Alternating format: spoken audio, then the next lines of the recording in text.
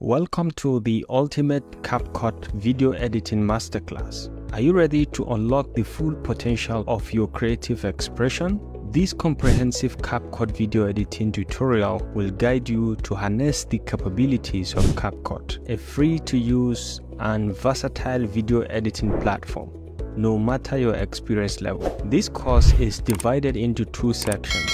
In section 1, we're going to look at CapCut Online. How to use CapCut Online. This section is designed to get you up and running quickly with the online version of CapCut. I will guide you through everything you need to understand, from setting up your account to mastering the basics of editing, adding creative elements, and exporting your finished masterpiece. In section 2, we will delve into the world of CapCut for desktop, where you will discover even more features and tools to make your videos truly shine. We'll cover all the advanced editing techniques, explore additional effects and functionalities, and guide you through a final project to solidify your skills. Now, whether you are a beginner just getting started or a seasoned content creator looking to expand your editing horizons, this course has something for you. Now let's dive in and unleash your creativity with CapCut.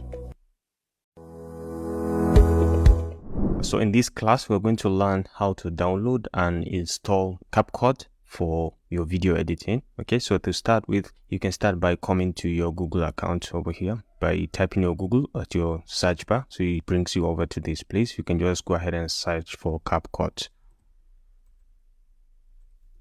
Just search for CapCut and it's going to bring it over here. So this is an all-in-one video editor and graphic design tool that's driven by a lot of creativity, powered by AI that enables video editing and image design and so on. So you can click on the first one to access the main home tab or the main platform of CapCut, or you can come to the CapCut download to go ahead straight to the download option.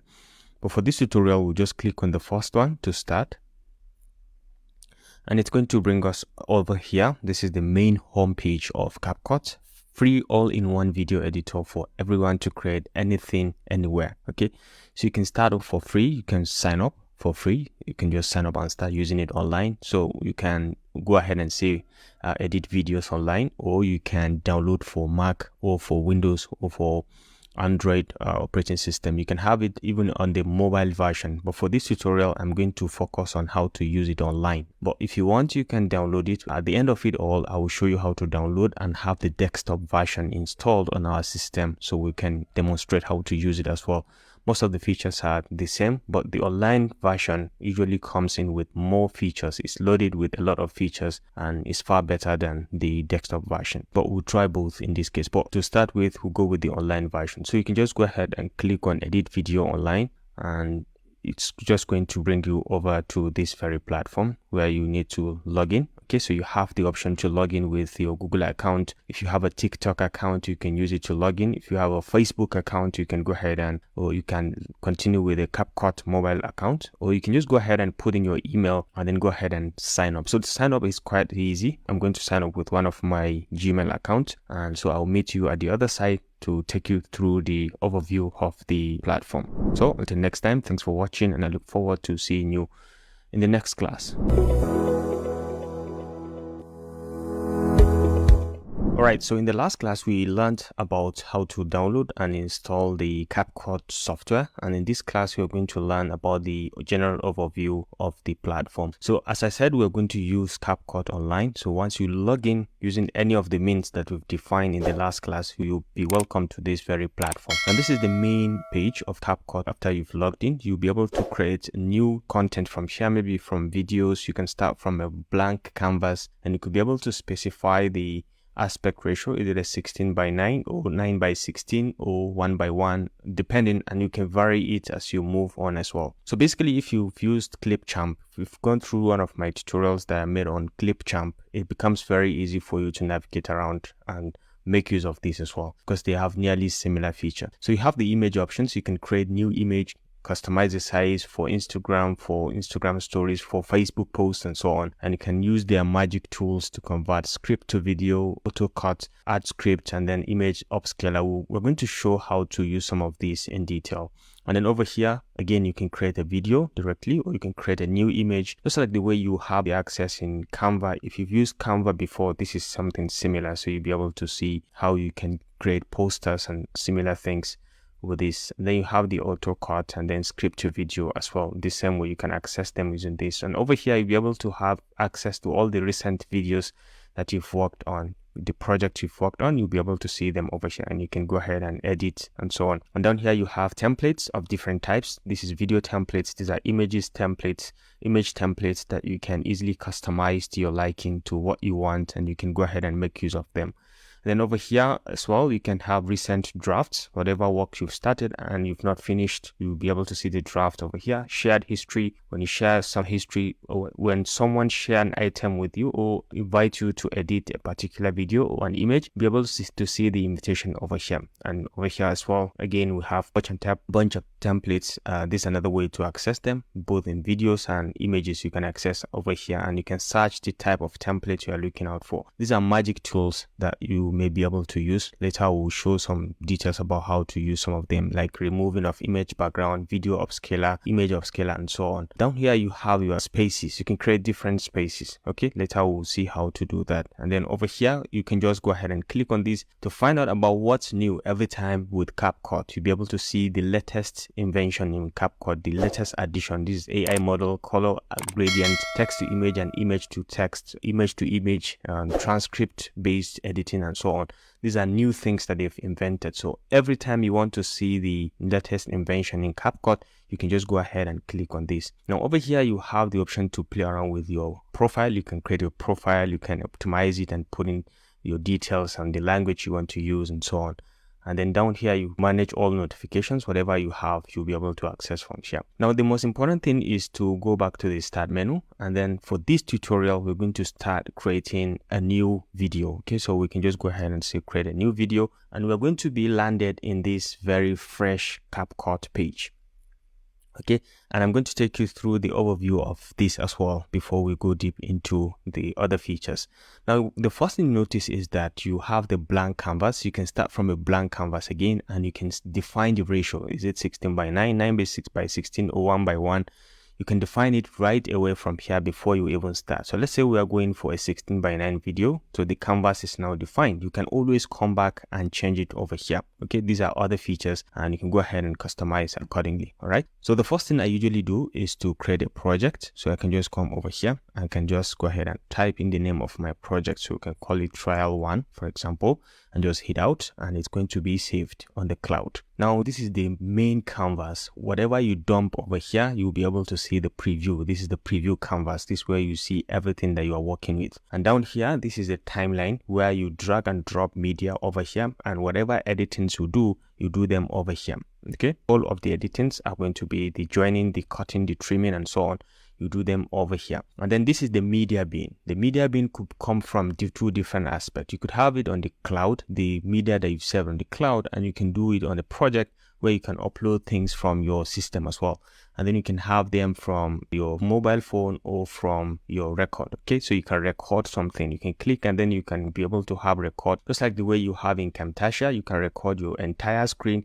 You can record your tab, you can record with yourself and the webcam. Okay, so something like a talking head tutorial video, and then you can record audio only as well. So I'm going to show you in detail how to use all of this as we move on in this tutorial. So again, you have templates over here. So these are very bunch of templates that you can use, video footage that you can add to your editings and to make it much better. These are stock videos that you can use, also available for you to drag and drop, just like the way we have in Clipchamp. These are photos as well.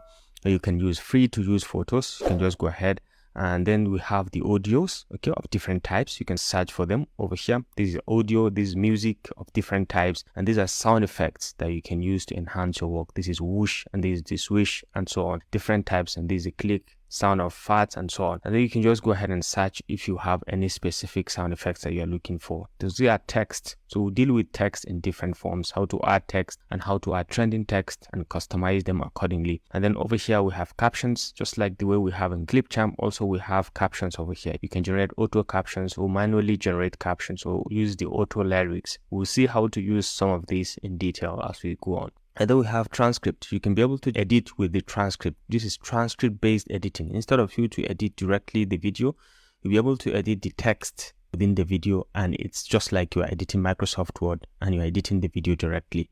Then we have stickers. We're going to look at stickers and how to drag and drop them. And then we have some effects that we can add to enhance the look of our videos. We can drag and drop different kind of effects. There are thousands of effects from here. And then we have transition. Again, transition is very, very useful and important to connect two clips together, or two different clips, or two same clips, but just to create professional look and finishing. And then we have filters over here. So there are lots of filters that we can easily drag and drop to enhance our work. Okay.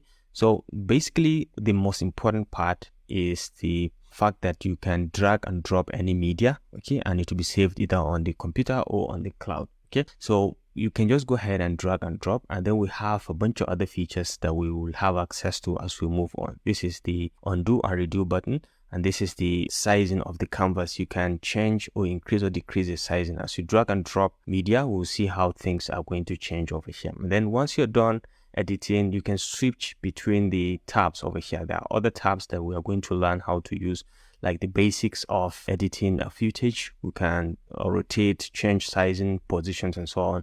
And then we have background effects. We can change the background of different videos and so on. And then we have smart tools, which we're going to learn how to use audio. We're going to learn some of the properties and how to enhance it and so on. Animation effects, we have them over here. And speeding effect, we can speed a track, a video track, or an audio track. We're going to learn all of this in detail. So this on fixed slide bar, you have much controls over what you're working on. And then with these three dots, you can check out other options. And once you're done editing, always you can come over here and click on this to export your video, which we are going to learn in detail about how to use all of this. So in a nutshell, this is just an overview of the platform, okay, of CapCut platform, what is what and what is where. In the next class, we're going to learn how to import our media into this media bin, and then we are going to learn how to arrange them and then bring them up into the timeline and study some of their properties. So until next time, thanks for watching, and I look forward to seeing you in the next class. Bye.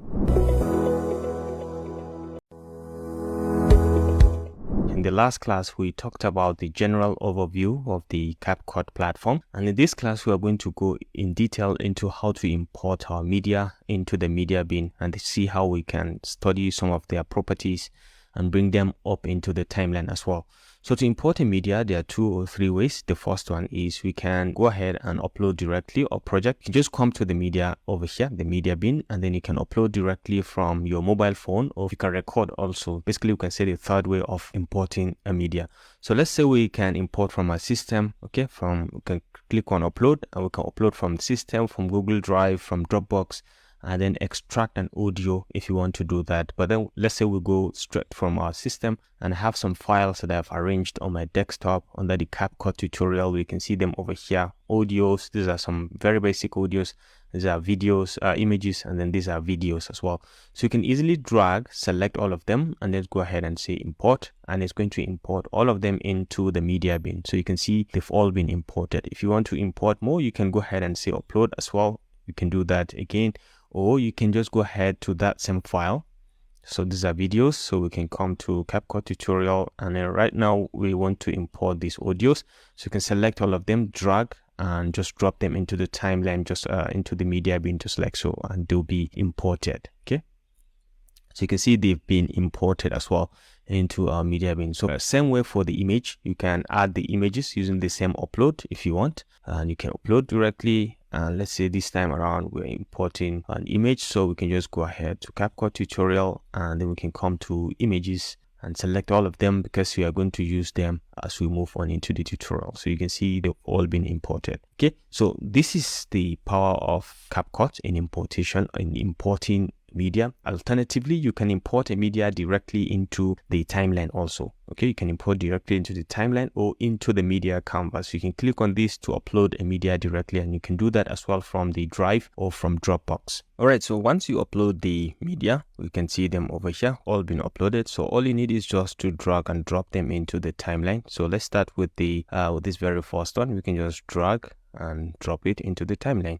So once you drag and drop a media into the timeline, you can see a lot of features come on. For example, you can see that we have this merge feature. From the left, you can mute the audio within this particular track, and you can click to add a cover of this. Okay, and then over here we see a number of things that came up as well once we have this clip selected, and other features as well from here, from the basic to background to smart tools and so on. They all came up, and then we have this option to be able to play, or can be able to see across the video as you move the playhead across, so you'll be able to see a preview of what the video is all about from here, and have a bunch of other features as well from here.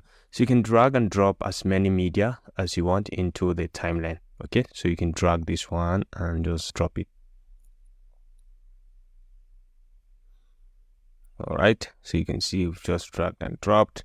Okay, we can drag and drop audios, and we can move them across and just drop at a new given point. And we can drag and drop another, maybe let's say we drag and drop this image into the timeline. Okay, so you can see automatically it created another track. So we can see we have now up to 3 tracks within the video. Okay, so and once we select any media, we'll be able to have access to it. So for example, when we select this and we move our playhead to it, we'll be able to see it, and we can do a lot of moving around. Okay, so we can resize them and do other features, which we can cover in the basic editings when we come to the basic editings. So basically, these are the 2 methods of importing a media within a project. You can check them as well within cloud, within the cloud-based system. You can check them as well, and you can see them within the cloud. Whatever you uploaded, you will be able to see a copy also in the cloud. It should be saved in the cloud. So this brings us to the end of this class on importing and arranging media in the media bin, and then importing them into the timeline. All right, and then studying some of its properties. In the next class, we're going to look at how to record something with CapCut. Okay, we can go ahead and check out the record feature, which is the 3rd method of importing a media. We're going to record the entire screen. We're going to record a tab, a specific tab. We're going to record with a webcam as well as maybe screen, and then record an audio only in the next class. So until next time, thanks for watching, and I look forward to seeing you in the next class. Bye.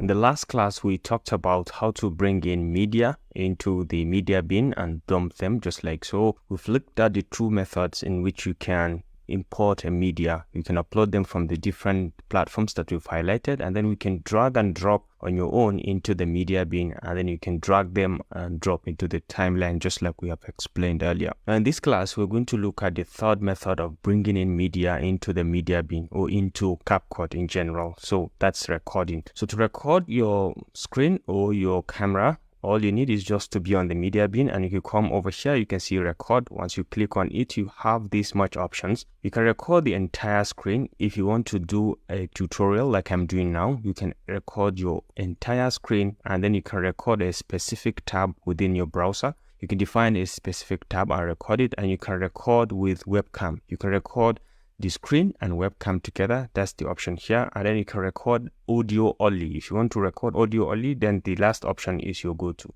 Now let's try by recording the entire screen. Once you click on this, it's going to pop up that you're going to enable the screen to record. If you have more than one screen, you'll be able to see it here. But for this case, we're going to record the entire screen, and this is the screen we are talking about. So once you select and click on share, it's going to capture that this screen is going to be recorded. Now you have to specify the microphone that you want to use over here. You can just click and you select from the range of microphones that you have. Maybe you want to do a voiceover, but then with the screen capture, you can define all that from here as well. So once you click on this record button, it's going to start recording your screen and the mic that you have specified maybe during the recording. Okay, so this is one way. We could close this, and then we could go back to the same record, and then you can record a specific tab. In this case, you can see it's showed us the entire tabs that we have within our browser. These are all the tabs that we have open within our browser. So you can just select any. For example, if I wanted to record this vidIQ tab, so I can just select, and then I say also share tab audio. So whatever is in this audio, you can enable to share the audio from here. Okay, so once you go on and say share, it's going to get ready to start recording that particular tab that you've specified. So all you need is just to define the microphone that you're going to use in that case as well. So the same way here. Right, so the 3rd method is you can record with webcam. Okay, you can record with webcam. So all you need is just to define the webcam. Hello. welcome to my house. So you can just come down here, select the webcam. These are available webcams that I have connected to my system. You can just select, I'm using the C922 ProStream webcam, and you can just select it, and you can define the microphone that you're going to use for this. I'm going to use the Rode NT USB microphone, and once you click on the record, it's going to record only the webcam of this system, and then it's going to record that for me. So that's the third method. And the fourth one is if you want to record your audio only, okay, you want to record audio only, you can see it's just giving you the option. So you can just go ahead and define what audio, what microphone you want to use. I'm going to use the Rode NT USB. You can just select this, and once you click on record, it's going to start recording your microphone, what you're going to say directly. But for this case, for this tutorial, for this class, I'm going to show you how to record the screen entirely and then the camera. So it's going to be like a talking head tutorial that I'm doing right now. So to do that, we can kind of stop the recording of the audio over here, and then you can come all the way back to recording, but then we'll do record entire screen. So once we click on record entire screen, we can select the screen, well, which means we're going to do all this, and then we can say share. And over here, you're going to do one thing. You're going to enable the webcam. So down here, you can see the webcam has been disabled because we want to do picture-in-picture or talking head video. So you can just enable the webcam over here. We now define with the webcam, so you can see me down here. Okay, so I'm going to record my screen and this webcam down here. Okay, the webcam is going to be below this, just like something like this talking head tutorial. All right, so you define the microphone, the camera that you're going to use from here as well, the same way, and then you can define the microphone that you're going to use for the recording as well of the audio intake. So I'm going to use Rode NT USB. So once you're done, you can just go ahead and click on record, and it's going to record two things. So look at the countdown timer. Hello and welcome to my channel. This is just a demonstration of how to use CapCut to record your screen and the camera or webcam that you're using. It's just a test, so we can come down here. You have the option to stop the camera, to turn off the camera, or to turn off the microphone, or to redo everything, turn off microphone and camera, or to start all over. And then over here, you can pause and stop if you want. So let's stop it at this point. So once we stop, we'll be able to have a preview of what we have recorded. This is just the demo. All right, so this is what I'm talking about. We have a talking head tutorial. This is me by the side, and then we have the same screen, entire screen being recorded. Now you have this much option. You could discard and you can start over, and you can save and edit, which is what we're going to do. We're going to save and edit. So we're going to save this, and it's going to import it directly into the media bin and then into the timeline so that we can just go ahead and start editing. So it's the same way. When you record with the audio, it's going to be the same thing. If you record camera only, it's going to do the same thing. It's going to dump a copy of the media, just like you've seen here. This is what we've recorded, and you can see it over here as well into the timeline. It's been imported into the timeline. Now you have much control down here. You can move. You'll be able to understand that this is the screen recording, and then this is the audio section of the recording, and this is the camera option. Once you click, you can see you've selected it, and you're free to move in or increase or decrease the sizing. Okay, so you can see very easily.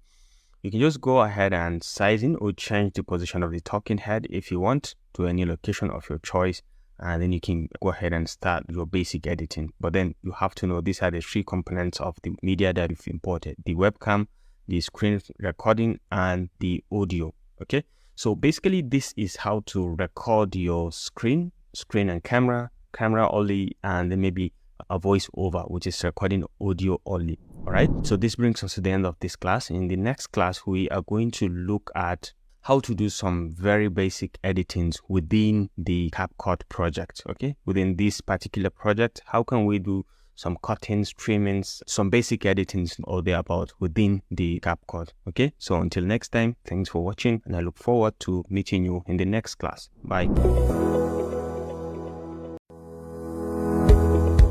In the last class, we talked about how to import and manage media in the media bin, and then in this class, we're going to look at how to do some very basic editings. Okay, so we've learned how to import media and even drag and drop them into the timeline. Now we'll learn the most basic things about editing. Now you can use the playhead to navigate across any of the clip within the timeline. Okay, as you move the playhead across, you'll be able to see the preview within the preview canvas. Now, one of the first things that you will need to do when you are talking about editing within CapCut is you can select a clip and you have this much features coming up. The first one is the split icon, which means you can split a particular clip that you have selected. With the command B, it's going to create a split. So you can see this clip has been subdivided into two. This is clip 1 and this is clip 2. It's just been subdivided with just the split button. You can do that with the command, with the keyboard shortcut, or you can just move to anywhere that you want to split and you can select and just come over here and click and you have it splitted into two. So that's the first one, splitting. And you can split across multiple clips as well. You can split across more than one clip. Once you have the entire clips selected, you can just go ahead and press on the split and it's going to split across those number of clips that you have. So you can select on any one, for example, this one, and you could have the option to delete a particular selection, the part of the clip that you've cut. So assuming we want to delete this one, we can just select manually from your keyboard. You can press on delete, or you can select it, let me undo, or you can select it and come over here and click on delete and it's going to do the same function, the same deleting function. So let me undo this. So any clip that you've selected, you'll be able to rewind it, you reverse it, you can reverse the play. Instead of it to be going forward, it can come backwards, and then you can crop a particular clip. Okay, so you have this much control. You can play to have a preview of what you are going to crop, just to have a preview of it, and then you can pause it and then you can change the sizing. From the left you can resize it, okay, from the right as well, and from the top and bottom as well, you can resize everything to your choice, and then you can play to have a preview of the selected region that you have cropped. And if you want, you can come down here and rotate it to any angle of your choice. All right, so you can see you can rotate to any angle of your choice, be it at the positive or at the negative axis. And you can change the clip ratio also from here, from the original aspect ratio to any custom one, 16:9. You can change it from here directly. And if you're not certain with what you have, if you don't want what you see, you can always come back here and just click on reset, and it's going to reset everything back to the default. And if you like it, you can just say done, and it's going to take in that crop that you have. So that's cropping. You have the option to mirror a particular section. So for example, let's say with this clip, okay, moving forward, these people are moving forward within the clip. You can decide to play around with you can decide to mirror it so it changes direction directly, just like so. And then the next one is we have the transcript based editing, which is the editing you do directly within Words. I'm going to show you how to do that in the next class, but for now we just understand how to do the very basic things as regards the editing. Okay, over here you have this control to play. Okay, so you can play and stop it or pause it if you want, and then you can trim also from the edges. You can trim from the axis. You can select a particular clip. You can come over here until your cursor turns into this cross sign. You can drag and you can trim from the edge. Okay, one good thing is it trims and it covers the edges. Okay, so the same way you can do from the right as well. You can trim from this edge as well towards the other edge. Okay, and if you like, you can do multiple things. You can move your clips across. You can just drag and drop them somewhere.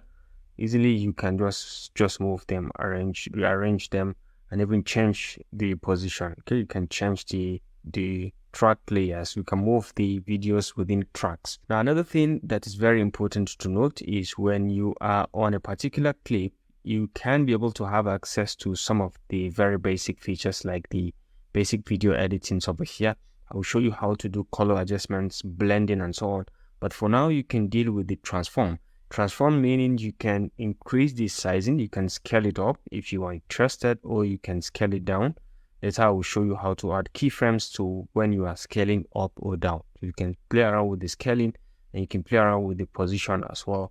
You can just move it to the left or to the right, however you want it. You can even put in numbers to just signify a particular position that you want, and you can see it's going to move on your own. And you can manually increase or decrease that, or you can on your own come over here and decide to resize it manually and move it to any point of your choice. It's very, very logical and nice to do that. So you have this much control. You have the option to change all of this, and you have the smart tools. Later we'll take a look at the smart tools. And in terms of what you can do with it, you can remove background and you can retouch certain videos within. It's very, very easy. So I'll show you how to remove background and do some certain basic things like the speeding up also of a particular clip. You can increase or decrease it.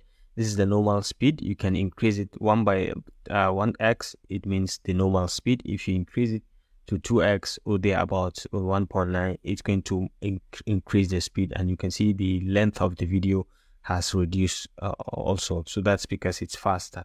You can increase the you can reduce the speed also, so that it becomes in form of a slow motion. Okay, you can reduce this by coming to possibly 0.8 or 0.6. It's going to be a little bit in a slow motion if you try to play it, and the video now becomes longer. So you can change the pitch also. You can enable the pitch or reduce it, and you can see the direction in each case when you increase or decrease, and you can play around with the curves in terms of how you want the speed to be increased. Okay, it mustn't have to be a linear increase. It can be montage increase or hero increase or jumping increase or bullet increases. So it's all up to you. You can play around with all of this and experience what they do. Okay, so in terms of editing, these are some of the basic things you can play around with. And then lastly, you have the you can turn on the attach button to play around with the attach to manage the attachment in the clips. And then you have this preview, turn on the preview axis, which is quite useful. Sometimes when you click on it, it's anywhere you see the pink color, this one, it's just going to give you a preview of what is in that particular location. So it's called the preview axis. Okay, you can enable or disable it from here directly. And then one of the most important thing is this zoom in feature. You can zoom in to be able to see what's in the timeline. Okay, you can zoom in clearly so you can see. If you want to make a precise cut, you can do that using this feature as well. Or you can zoom out so you'll be able to see everything within the timeline. You can as well move it up so you can have everything to be clearly visible, so that you can carry out your editings. And then up here you have the option to click to have a full screen view. If you want to have a full screen, you can do that with this one. And if you want to hide the timeline, you can hide the timeline directly by hitting on this, and you can see the timeline has been hidden, and you can just go ahead and do some of your basic previews and basic importing and managing of the clips as you so wish. Okay, over here you can mute and unmute any kind of track or freeze any kind of track so it doesn't become visible. Another key thing that you should know is if you right click on any clip, you will have the same option. Like you can copy, you can paste, you can delete, and you can do transcript based editing also on that particular clip that you've selected. So this is about basic editings within CapCut. In the next class, we're going to look at the transcript based editing, where you are going to edit the video by editing the text. Okay, just by cutting or removing some text, you are equally removing or cutting or creating a split within a particular video. So until next time, thanks for watching, and I look forward to seeing you in the next class. Bye.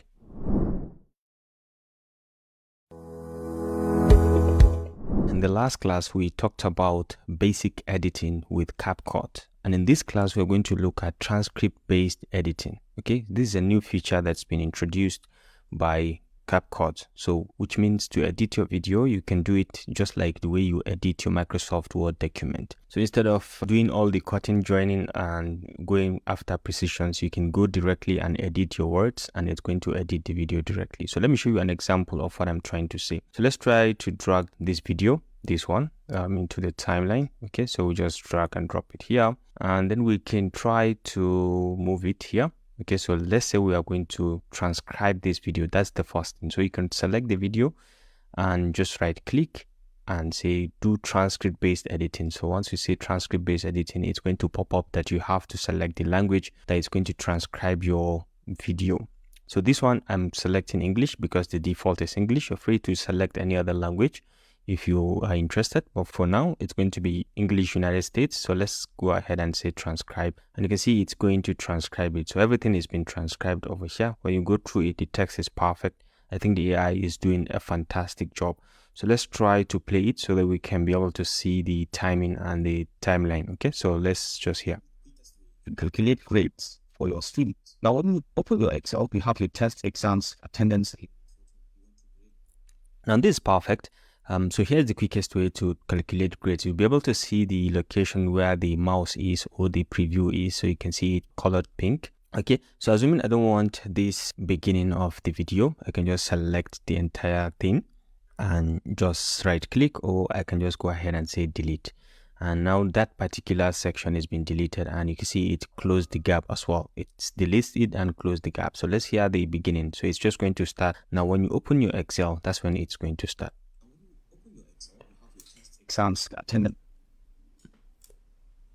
And that's perfect. That's what I'm trying to say. Now, if you want to remove this one also, now when you open Excel, you have your test, exams, and this. You can just, if you want to grade them according to this. So let's say we want to remove this section as well within the video. So we can just select, and you can just go ahead and click on delete, and it's going to delete. You can see it's delete that, and it covers the gap. So when you select, you're now going to see that there's a division. Okay, so the entire clip has been divided into two. Now when you play it, you'll be able to hear this section. Yeah, that's it. So you want to grade them according to this. So you can see from total, you just come to the grading cell. So it's been deleted. So that section is deleted. So you can just go ahead and select any part. You can just delete any section. You can just right click and you can just go ahead and delete. And you can see it deleted that particular section. So you can highlight to show the high deleted areas. If you don't want to see them, you can see they've been hidden. And if you want to see them, you can click to show the deleted section. So you can review them and see if you made a mistake, you can undo them as well. So you can just select and say restore, and everything is going to be restored. So when you select the entire text, you can say restore, and that section is going to be restored. And that's one of the powers of CapCut. You can see with just simple click, it has restored this section. Now again, if you go to any of the section that you were trying to delete, you can play a preview over here. This is E3 is greater than or equal to 70. Print A as a grade. Now once you come over here, you can free to delete everything also from here. That particular timing you can delete from here. Another thing is you can be able to identify filler words. Okay, so once you click on this, it's going to automatically highlight where you have filler words, and you can remove them directly from here. Right now in this, because it's perfect, I've edited it, there's no any filler. Okay, so 0 filler words found. If you want, you can remove the filler words directly from here, right? So you can find something. If you're looking for something, you can easily find it directly from here. So that's the power of transcript based editing. It's very easy and it makes work easier. So you can just be following through the text and be editing them accordingly. Okay, so I think this brings us to the end of transcript based editing within CapCut. I hope you enjoyed this video. In the next class, we're going to look at how to add and format text within CapCut. Okay, so until next time, thanks for watching, and I look forward to seeing you in the next class. Bye. Right, in the last class, we talked about how to do transcript based editing, how to edit our videos within CapCut using the transcript, okay, the transcribed video, okay, from the text directly to edit our video. And in this class, we're going to look at how to add text into the video to make it look and appear very much professional. Now, when you want to add a text, you can come to text over here. You can click and you can see a range of text over here, from the basic ones to the trending ones over here. All right. So you can see we have text templates. These are templates. You can add basic ones. For example, you can just use the normal header text. You can just drag and drop it here. And you can click to change the position.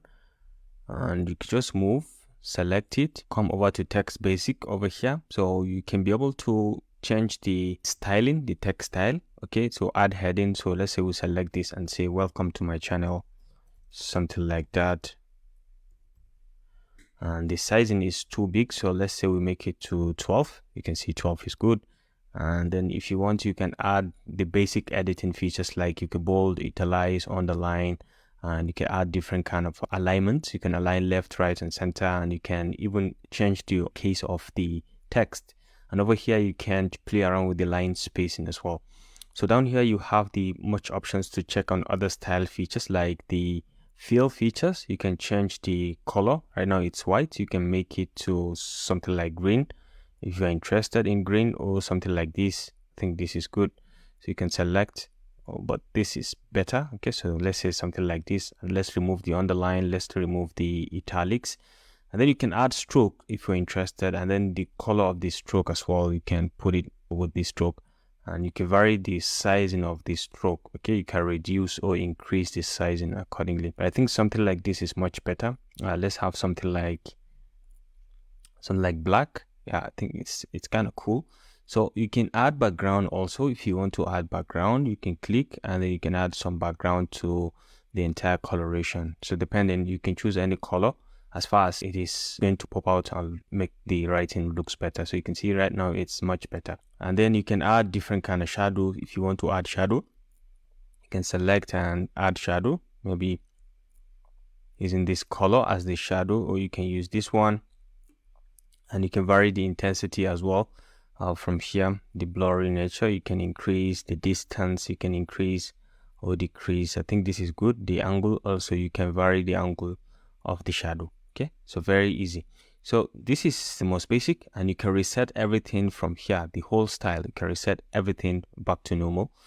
So this is the basic one. You can add body text. You can just drag and drop, and then you can just copy your text and paste it. You can vary the direction or the location of the text. You can increase the number of minutes or seconds it's going to stay on the timeline. So you can increase depending on how much text you have. You can copy some text. Let's say we copy some text from here. Let's say we copy some text from here, and we can just come over here. We can just select and paste it. All right, so you can see we have our text pasted. So this is the most basic thing. Another thing is you can transform, play around with the location. You can select and you can increase it manually directly like this to increase the size, or you can play around with the position. Okay, on your own, you can increase or decrease the position. You can see this is minus this. You can manually make it, let's say 500, or let's say make it let's say 500. You can play around with the location from both X, okay, and Y axis. You can adjust accordingly, both in X and Y axis. You can play around and increase or decrease, and you can rotate it to different angle from here as well. You can see you can rotate it to any angle, and you can manually input a number if you are interested in putting any number very easily. So down here we have opacity. You can play around with the opacity as well. So this transformation, scaling to 91%, you can select any of the text and you can play around with it directly. Now another thing is you can add from the trending presets. So for example, you can see different ones. All you need is just to hover over and you'll be able to have a preview of what that particular text is going to do, the appearance, how it's going to come up and so on. Just move across it, hover over it, and be able to see the effect it's going to have, just like this. You can see very, very nice and fantastic. So you can choose from the available ones that we have. Let's say I kind of like this Friday, June 2022. You can just drag it and put it on the timeline. And on your own, you can extend the length, okay? And extend the length of how it's going to stay. Let's say we select this and delete it from our keyboard, and then we have this. So all you need is make sure you select this, and you can come to the text basic over here, and then you can change this to maybe you can change it to something like thank you. All right, thank you. And let's say over here we can change this text to for coming. All right, thank you for coming. So let's say we can still play around with the other features, like you can select on any of them and you can play around with the text styling. Okay, the font style, you can change the font style. You can change the size and all of these text editing features and so on, and down over here to opacity and so on. You can change all of this if you're interested, and then you can change the coloration as well, and you can change the location as well. So let's say at this case we want to take it to something like to maybe this point. After this you can have thank you for coming or thank you for watching. Okay, something like this should come at the end. So let's see. Thank you for watching. So let's say watching. Let's just edit this for watching. All right, so this is the ending point. So after this, we can just have these simple presets coming out. So after this, all the grades are going to be there, just like so. Thank you for watching. So let's say we extend it a little bit. All right, so let's say you start from here. Just like so. Yeah, I think this is perfect. So you can just vary the location and you can vary how it's going to look like. You can change anything, of course, however you want it. And then we can come down to the animation features over here. You can add in animations if you want to add animations on your own manually to the text. You can easily add animations to the text. So let's go back to something like this because it's a very simple text. Let's add something like this one.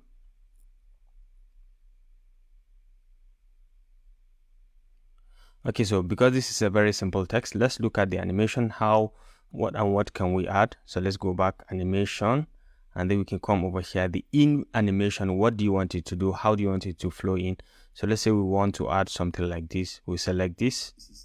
Okay, so you can see the coming in, and then the out animation, how do you want it to go out? So let's say we want to add something like this. So as we over any of them, you'll be able to see the action that it's going to take. So let's say we go with something like this, or let's say we maintain the same thing, it bounces back again. So you can see the preview. And then the looping, how do you want it to continue? Okay, continuously, what do you want it to do? So it can continue to loop this way. So you can see it is looping. Sim E3 is greater than or equal to 60 frames B if, if. So you can see how perfect is it. And let's look at the outro, how it's going to go out from here. So the inflow and the outro is you can see the coming in, and then it keeps on looping, and then the outing.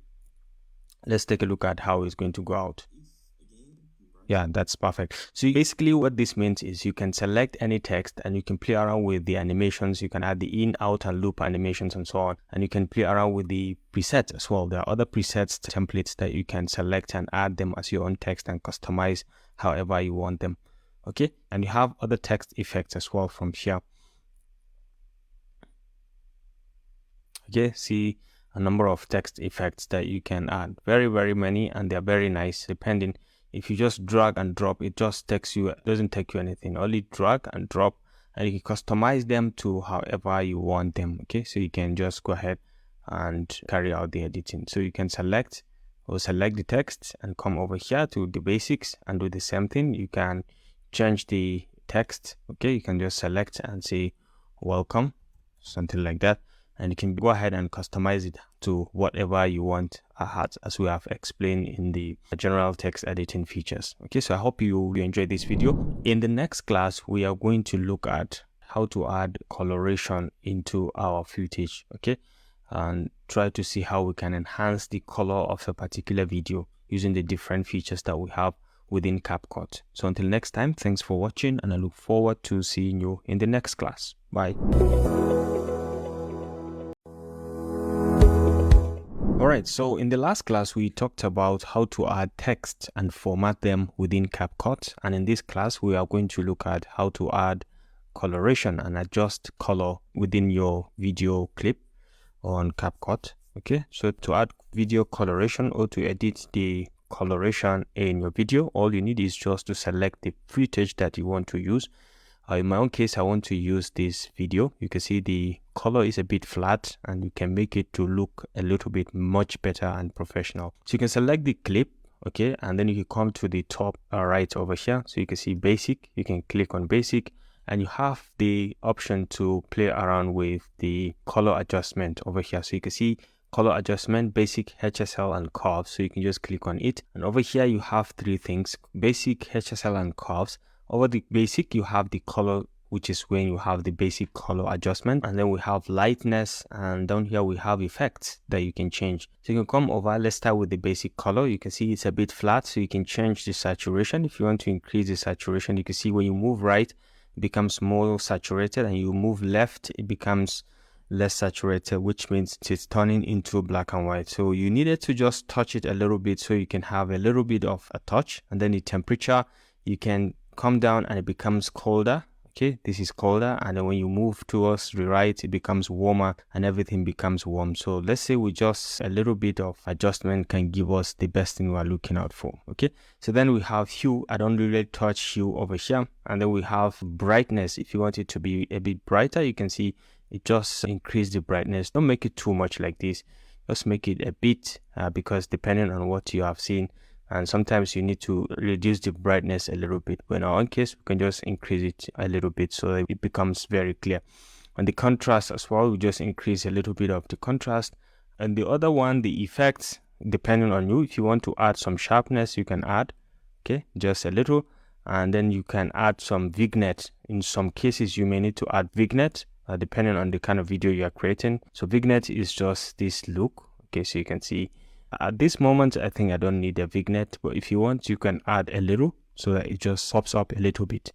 So then you have the fading and the grain color. These are just normal fading if you want to add, but I think it doesn't look good on the video, so you just leave everything at default. So you can come back to HSL. If you have any particular color that you want to pop in, so you can just select it, and you can go over here and increase the saturation. For example, green color, if you want to increase the saturation over the green coloration within this, you can just increase it and you'll be able to see the greens are coming up very clearly. So if you have a choice for any color, you can select, and at any given point, be it from the basic or from the HSL, if you want to reset, you can come at the top here and reset. At the basic, you can reset from the color, you can reset all the color, all the lightness that you've increased, and all the effects that you've increased, you can reset them from here.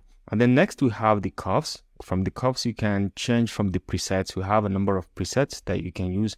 This is lighting, this is dark, and this is fade. And if you want to have the lighting, you can see it has already given you the default. This is preset. If you don't want it, you can always undo. You can go to custom. You can come to custom, and then you can select on your own and select a particular color. For example, the red color. You can select it, and then you can create some dots. Usually we create some dots if you want to increase or decrease. So you can bring the dots to somewhere here, and when you go up, you can see the color is coming too red, and you can come down and it becomes too cold. Okay, this is warm and cold, so it becomes more cooler down here. So I think this is okay. If you want to play around with the green color as well, so you can select and increase the green size, the green look of the video, and I think too much of it also is bad. You can just reduce a little bit. You're removing the green color from the view, so you can just go ahead and experiment your own. If you want to see the before and after, you can just hover over this. You'll be able to see the original, and then after this, the change that you've created.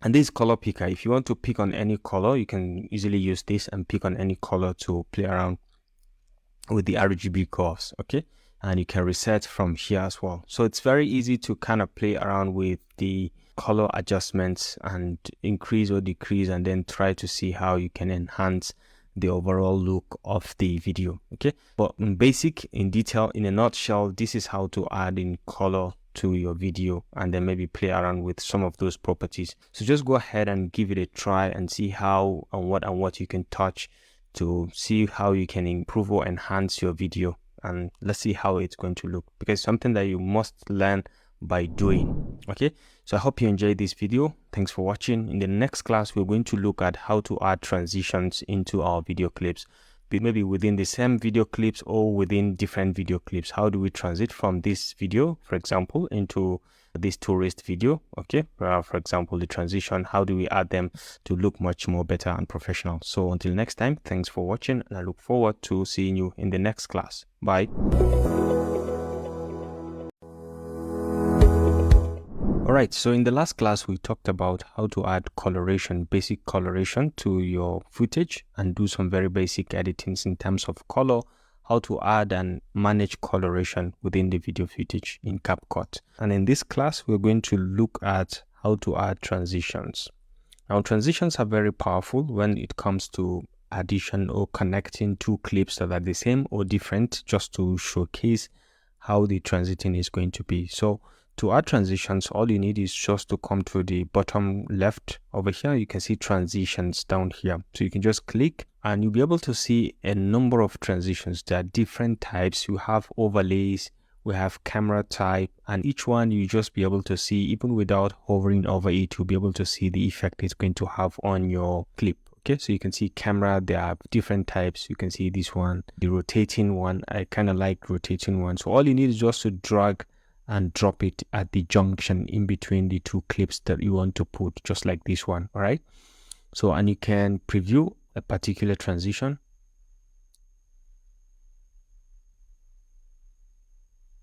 You can be able to see the transition is very simple.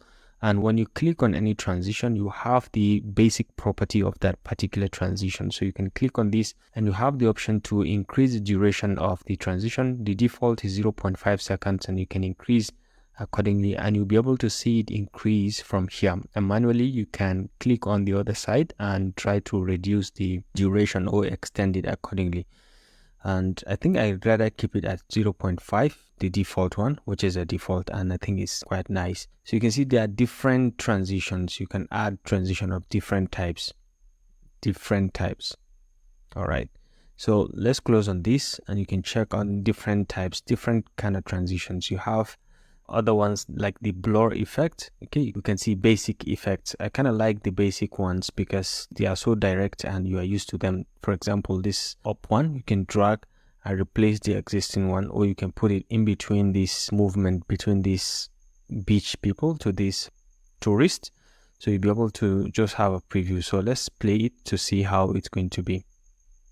You can see it quickly comes up and you can change the direction as well. All right, so that's perfect. And sometimes I try this open vertical.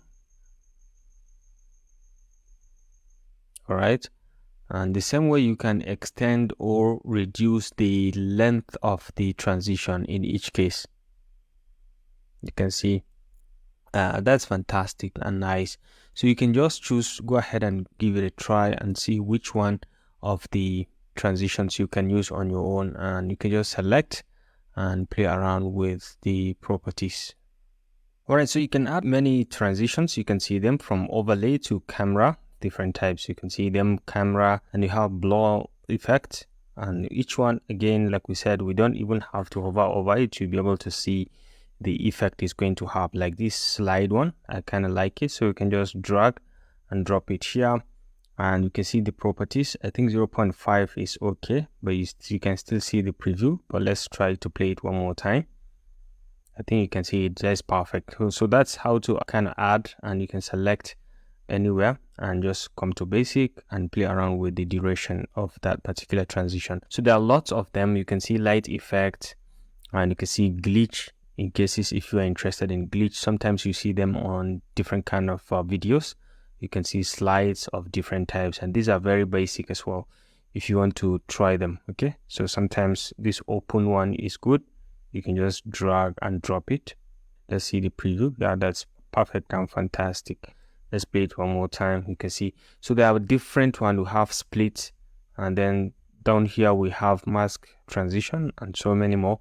You can see MG and different types. You can see social media of different types. So if you want to see or have access to them directly, you can come all the way to the top, this small arrow. You can click and you will see all the classification of the transition. And once you select a particular one, for example, this slide, it's just going to show you only the slide ones. Okay, that's the quickest way to access all of them. Split, it will just show you only the split ones. Okay, so you can just go ahead and add them. This is basically it about adding transition. You can add any transition across any clip, the same clip or different clip.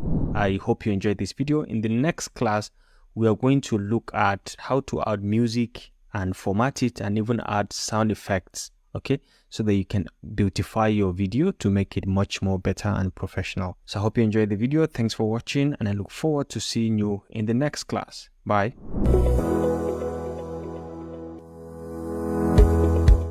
Hello and welcome back. In the last class, we talked about how to add basic transitions to your video in between clips of the same type or of different types.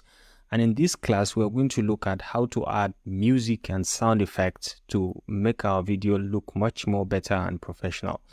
Now, to import music and sound effect is the same process that we followed. You have to come to the media bin and you could just drag and drop it, or you can come to upload over here and you upload any kind of media, like we said, be it music, be it images or videos. Okay, so down here we've tried to add some music, okay, which we can use as our background music. So for example, this Dream Escape is a background music that we can just drag and drop into the timeline. So it just create a simple clip, another track. Okay, so you can see it's created another track. So when we try to play it, you will hear it.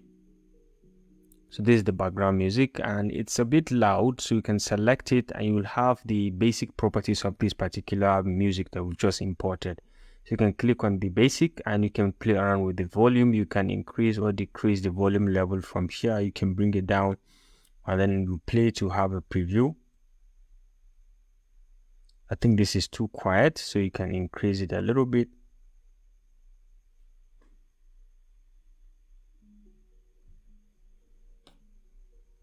I think this is good. So if you want, you can add some fade in and fade out. For example, at the entrance, you can insert a fade in, so the music is going to go from 0 to 100 gradually. So fade ins are good, so you can see it. We just added, you can see it from here. And then we can add fade out in cases if you try to zoom out. So let's try to see everything from the edge. So you can equally trim the music, the background music from the edge.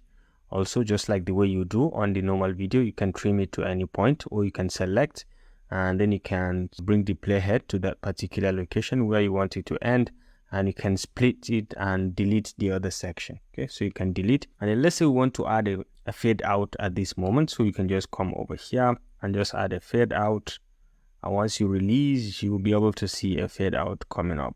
Okay, so you can see a simple fade out. You can manually increase it, so you can see it just a fade out. So what this means is the music is going to die out from 100 to 0. Yeah, that's perfect.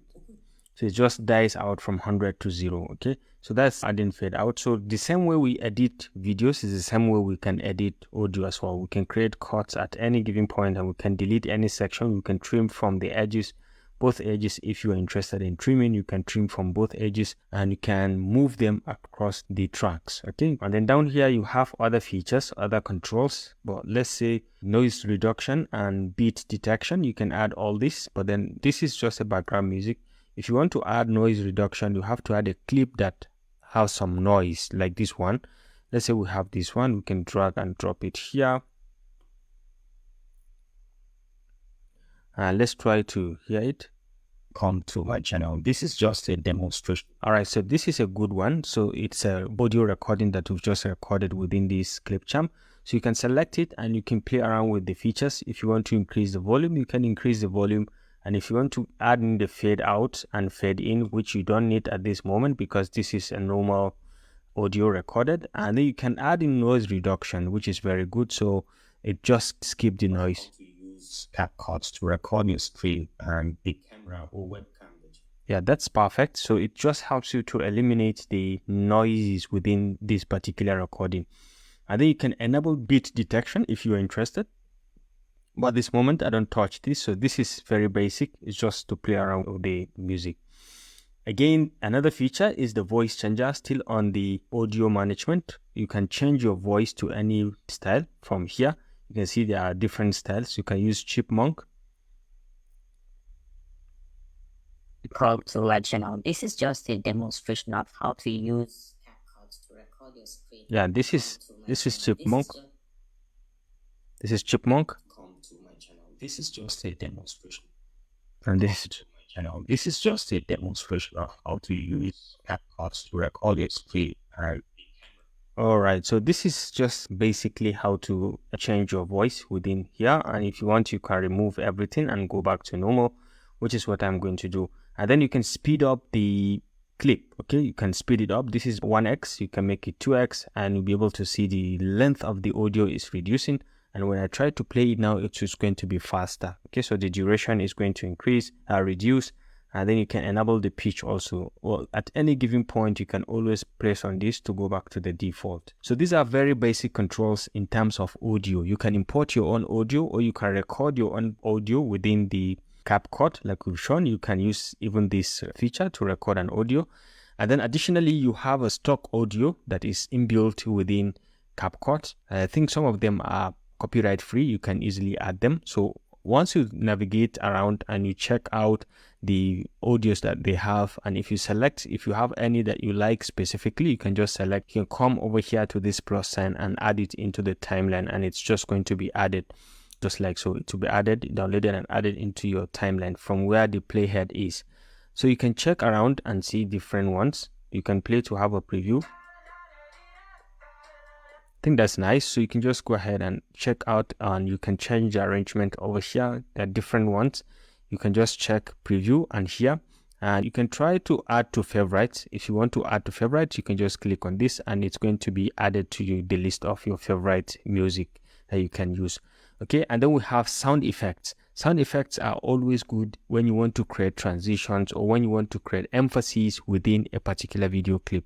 So like the whoosh effect is good when you're trying to create a transition between two clips. So let's try the whoosh effect. So you can select and put it somewhere here. All right, so you can hear the sound. Yeah, that's it.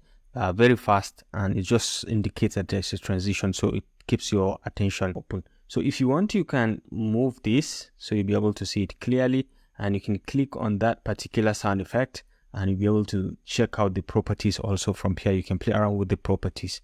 All right, so that's music and audio in general. You can import any, and you can manage the ones you have from inside. You can record if you want, and you can use the stock footage of audio, music, and sound effects that we have within CapCut. So it's up to you to see which one you want to give a try.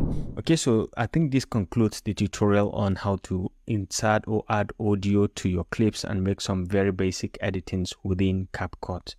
I hope you enjoyed this video. In the next class, we are going to look at how to import and add stock videos and photos within our video editing, maybe to create some B-rolls as we are editing our footage. Okay, so until next time, thanks for watching, and I look forward to seeing you in the next class. Bye.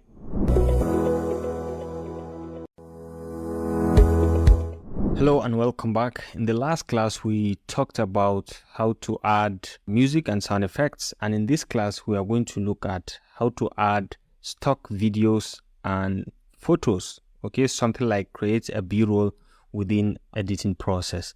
So to add stock videos, there are two methods. The first one is you can use the inbuilt videos that we have within CapCut, which you can access from stock videos directly over here. There are lots of them depending on the process or depending on what you are trying to create. You can search for it as well. So for example, if I say cards, I want to search for cards, and you'll be able to see something related to that. So these are cards, beautiful cards. So all you need is just to drag and add them into the timeline, and they'll be added wherever the playhead is. And once you just navigate around, and you can just drag and you have them added into the timeline just like so. So you just drag and drop it, and it will be downloaded and added into the footage. So you can reduce the sizing if you want it to be like something like a picture in picture. You can reduce the sizing and place it somewhere, and then you can play. And maybe if you like, you can equally adjust the length of it. Okay, how long do you want the video to stay before it goes back to the normal one? So let's try to play a preview and see how the video is going to play, and then the cat is going to come up, and then it's just going to move to the other ones. You can see the cat coming up, it's eating its food, and then after this it's just going to go back to our normal video. So this is very good when you are demonstrating something within a picture or within a particular video. You can search for anything, not just cats. You can search for anything. This is video search. You can do photo search when we go to the photos. So there are different videos of different types. We have short videos and we have long form videos. Okay, so you can come to this small arrow and you can see different categories. These are trending categories. We have money, subscribe, football, rain, and Christmas, and so on. So you can check around and see, and you can search on your own manually if you want. Let's say something like zebra. You want to see something like zebra, you'll be able to see videos related to zebra. Okay, all right, so that's stock videos. And let's say we can check out stock photos as well. So you can come to photos and you can see different kind of photos, different types of photos, depending on you, what you're trying to create and what image you're trying to create within you. So you can just go ahead and drag any and put it as your own image. So you can drag this and drop it here, and you'll be able to see this playing, and you can select it as well, and you have the option to enlarge it or play around with the sizing. Usually in both the video and audio, you will have the control, the basic control that you may have from the right over here. So you can select the image and you still have the access to the basic, where you can play around with the color adjustments, the opacity and the transformation in terms of scaling, position, and so on. You can do that, all of them from here. Okay, and if you want, you can check out the smart tools features as well. So you can be able to say remove background or retouch this, and I will show you how to use this as we move on. And then still selecting the same photo, you can come over here and add some animations, how it is going to come into the timeline and how it's going to go out. I think previously I've demonstrated some of these applications within the editing process. So all you need is just to drag a particular effect or animation effect and just drop it. So you can add this particular effect to that. So this is how it's going to come in, and then how is it going to go out? So you can just define. So you can say let it go out in this form. We've selected this, and then how do you going to combo while on screen? How do you want it to behave? We can just select on any, and let's say it's going to behave like this. So when you try to play a preview, to have a preview of what you've created, you'll be marveled by what you will see. All right. So you can see the coming in and how it's going to stay on screen, and then the going out. That's perfect. So you can do the same also on the video as well. You can do equally the same thing in terms of managing the basic properties like the blending, the opacity, the transformation in terms of scaling up and down. You can just go ahead, move your clip to somewhere, and then you can scale the video up if you want. So all of those controls, you can equally have the same controls over here, the position, the rotation, and so on. And then you have additional feature. In addition to the smart tools, you can have animation, and you can have the speeding effect, which means you can extend the speeding of the video, increase it or decrease it by 1x, 2x, or 3x, depending. You can play around with all this, and you can increase the pitch also if you are interested. All right, so that's about adding the in-stock videos and photos. If you want to import your own, you can as well go to the media bin and import them, just like the way we've demonstrated at the beginning of the tutorial. You can import videos, audios, and you can import photos and videos as well. So like this one we've imported, this is an imported photo. You can just select it, and you can be able to follow the same process like we've explained. You'll be able to have all the demonstrations. So this is interesting. You can vary the position. How long do you want it to stay on screen? And if you want to have more features, more action, you can select and make it a picture in picture.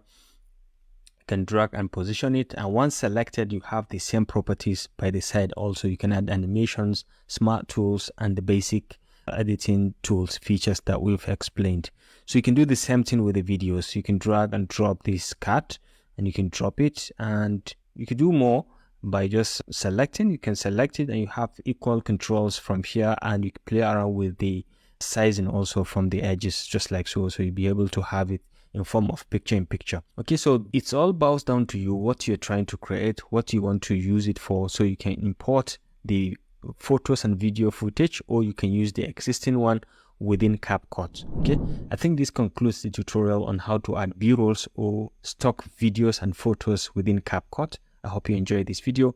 In the next class, we're going to look at how to add captions, automatic and manual. Okay, how to add auto captions within CapCut, both automatically and in manual form. Okay, how to import or to write it manually within a particular video. So I hope you enjoyed this video. Thanks for watching, and I look forward to seeing you in the next class. Bye. In the last class, we talked about how to add stock videos and photos within CapCut, both inbuilt and outside or imported videos and photos. And in this class, we are going to talk about how to add captions. Okay, captions could be automatically generated or manually added within the CapCut. All right.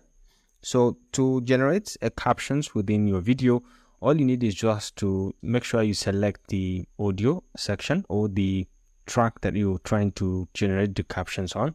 For example, let's say we are trying to create this caption on this tutorial. Come to my channel. This is just a demonstration of how to use we can use this one. So we can just select this and we can come to captions over here. And we can say auto caption, and it's going to automatically translate this directly to the language that we've selected. Right now, you can see it has given us the option to select which language. You can see multiple languages. If you're interested in any language, you can go ahead and search the language you want to translate it to. But in this case, we're going to translate it to English United States. So we can just go ahead and say generate the captions. So it's going to generate the captions automatic. All right, so you can see it has just generated the captions and it's for everything. So you can see when you come to the top here, you'll be able to see what I'm talking about. These are the captions that it has generated for all the audios within this particular track. So if you want to hear it, you can come to the beginning and let's see how it is being written on the video itself. To my channel, this is just a demonstration of how to use CapCut to record your screen and the camera or web. And you can see how perfect it is written and everything is correct as needed. So if you want to customize any of it, you want to rearrange the effects, for example, the coloration, you don't want the color you see on the text, you can select it easily and you can come all the way to the basic text over here and you can be able to select it. You can go ahead and say you want to change the font style, you can change the font style, the sizing, you could change the sizing as well, and you want to increase adding this much features in terms of text editing. You can bold, italicizing and underlining and the styling and so on. You can change everything. The fill color, if you don't want it to be white, you can make it to be something like this or something like this, could be good, but then I think black is better on this background. So you can see, you can select and move it across, and you can add stroke also if you want to add stroke to make it look much better. So you can see we've added some stroke and now it's a bit visible. Okay, so I think this is good. All right, so you can add background also to the caption if you're interested. You can add background to it. So let's say we add this simple background and everything now is going to pop up a little bit so you can see how clear it is. So you can do this on your footage and it's going to look perfectly nice, and you can play around with these features if you're interested, and then you can go ahead and delete any section or add any section or customize them accordingly. But this is the entire transcription of captions that it has generated for this particular footage that we have.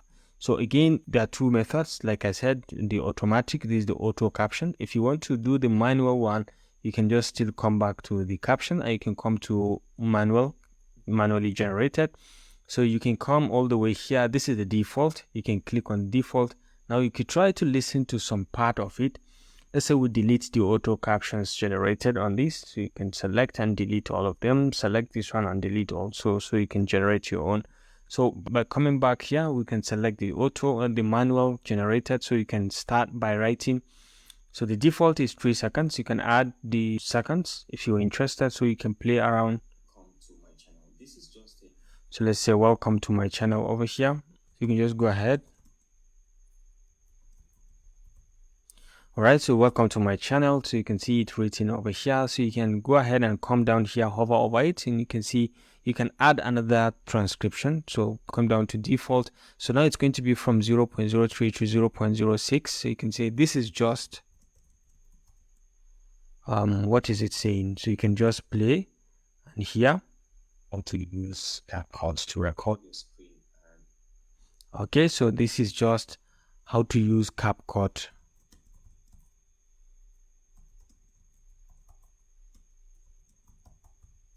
to record your screen. So you can see you've just written that.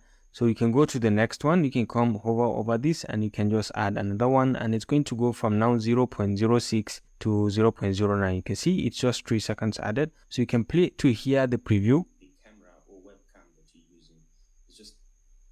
Okay, of the camera or webcam that you're using.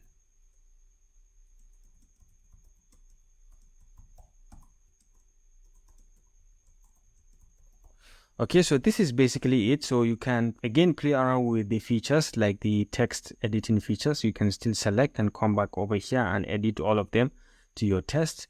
And then let's try to play it and see how it is going to play. This is the manual one. This is just a demonstration of how to use CapCut to record your scene and the camera or webcam that you're using. Perfect. So you can just make some adjustments to it and see how it's going to look perfect and fantastic. Okay, so this is manually generated. We've tested the manually generated as well as the automatically generated. The next one is the auto lyrics, which has to do with when you are dealing with lyrics, which we are not going to cover in this.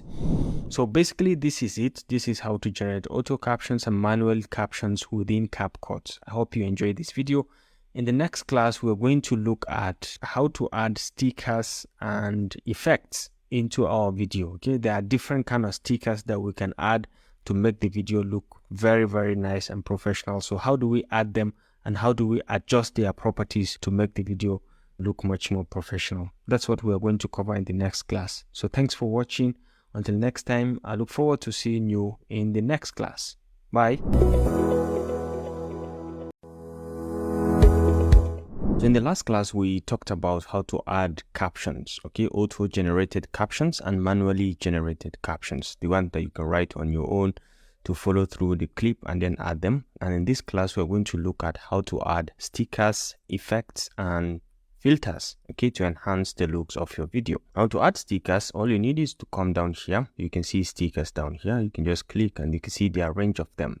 Very, very many stickers. You can see depending on the kind of content you're creating, you can have them of different types. You have this countdown timer, you have this circle if you want to highlight something, and you want this, maybe you want to showcase some effects or some emotions. You can use this fire sign to signify its intensity, or you can use the arrow sign sometimes. So there are so many of them depending, and if you want to directly showcase something or showcase something that's dangerous or thereabout, you can see depending on what you're trying to create. So all you need to apply a particular effect is just to drag that effect and you can drag it onto the timeline just like so. So you can release it and it's going to have that effect. So you're free to on your own manually resize it. Okay, you can resize it. For example, in this case, you can resize and you can point it to any point that you want to highlight.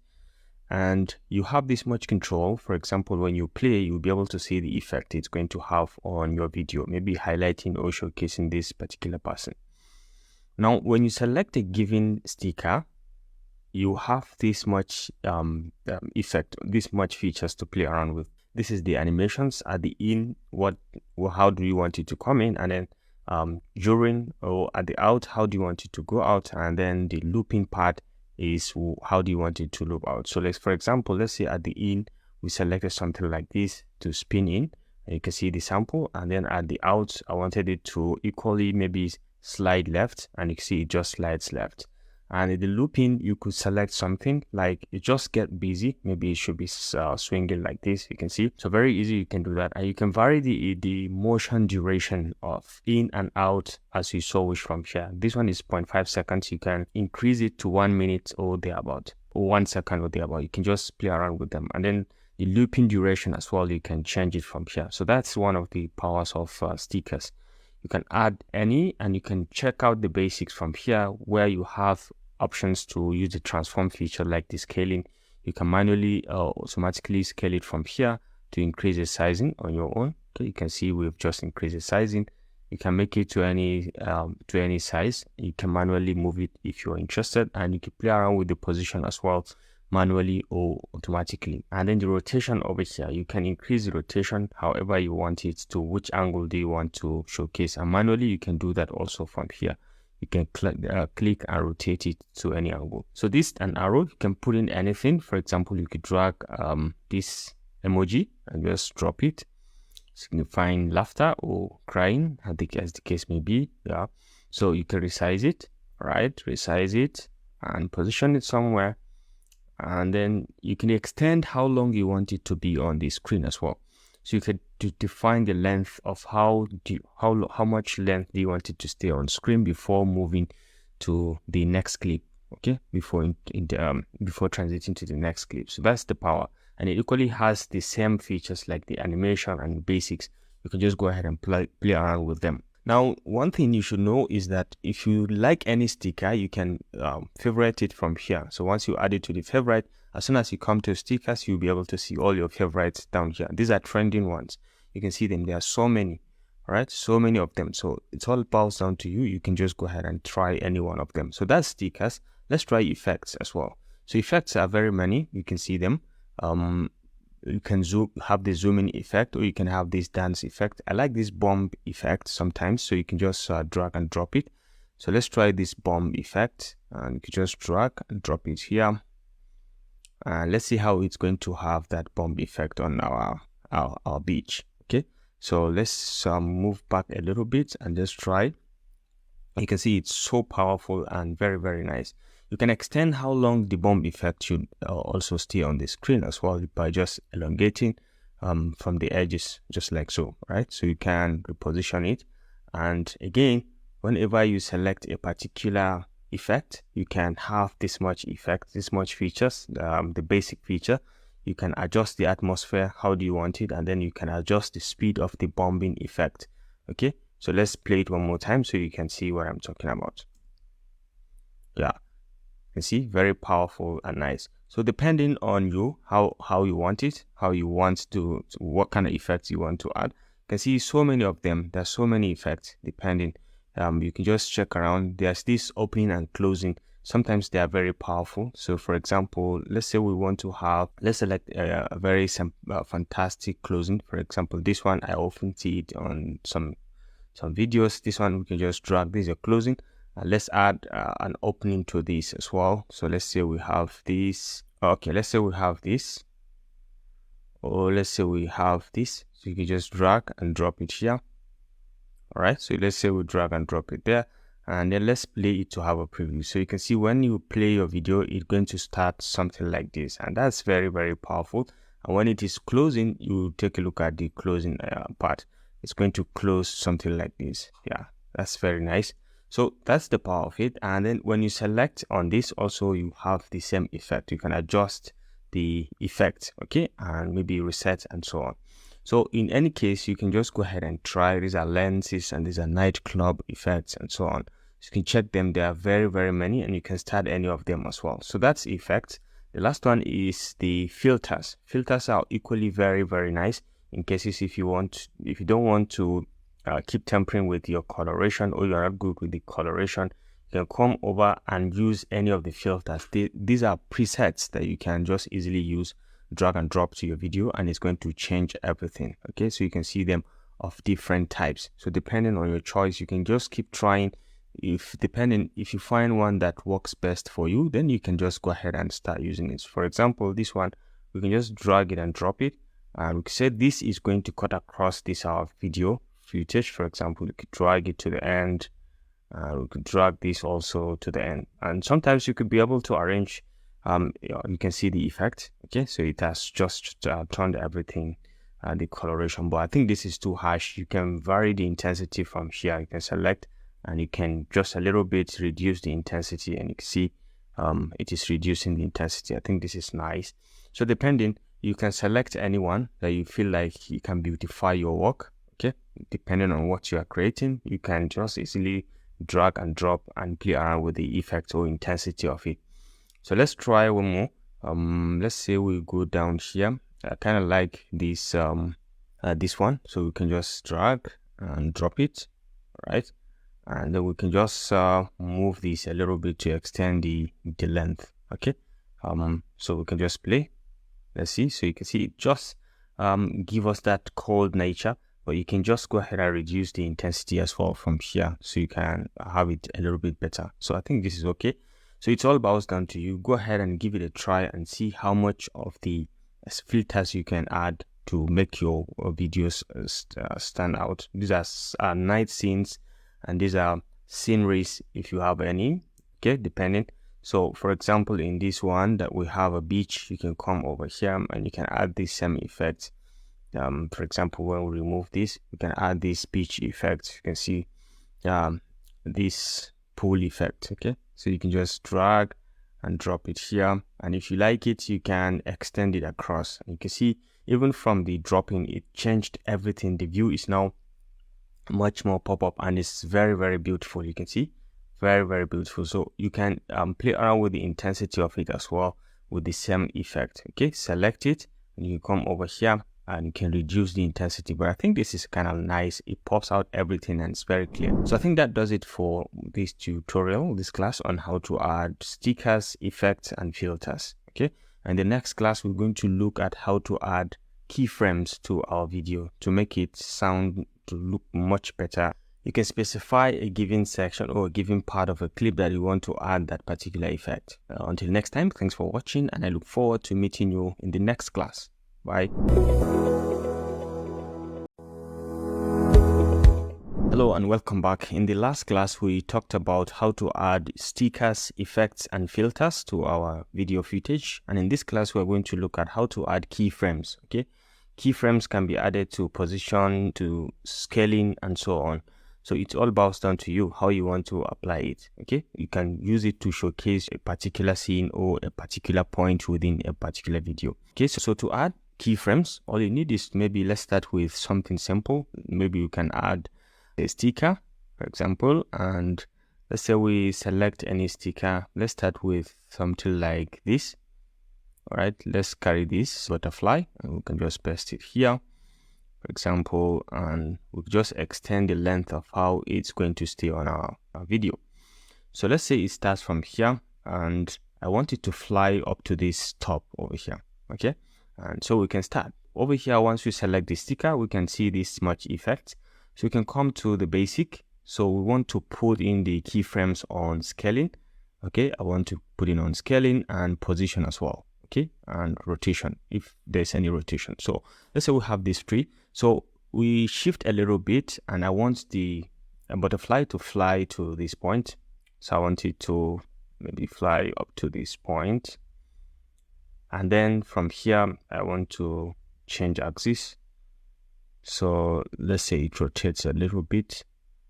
So it rotates to this point, and then I want it to fly again, okay, to the next, until this point. I want it to fly to this point.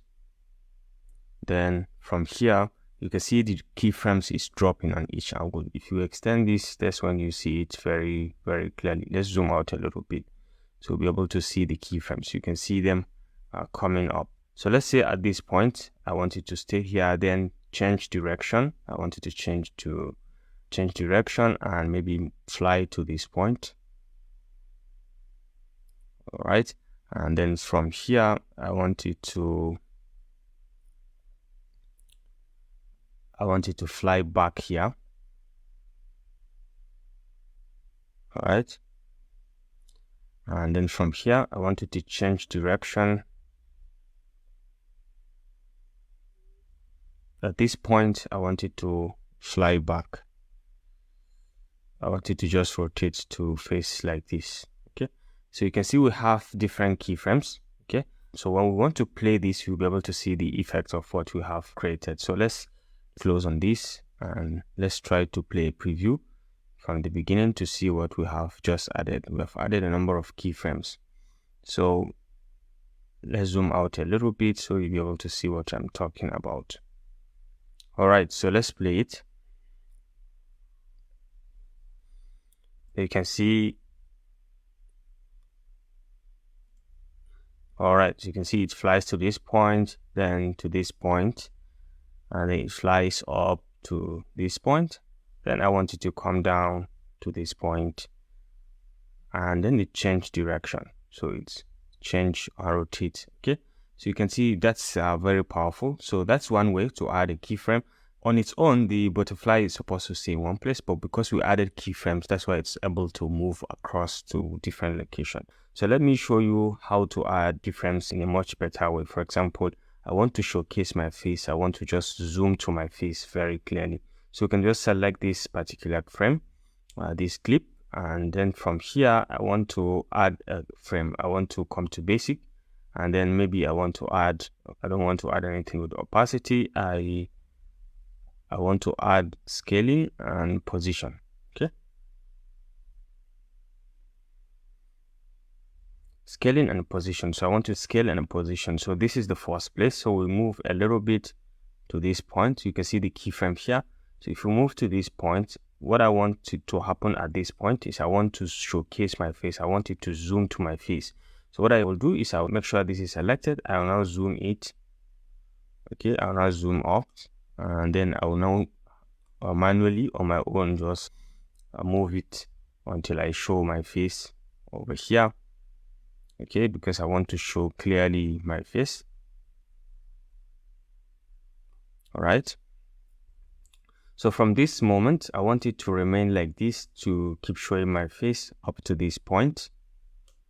Okay, up to this point, it should keep showing my face. So I will put another keyframe on position and scaling.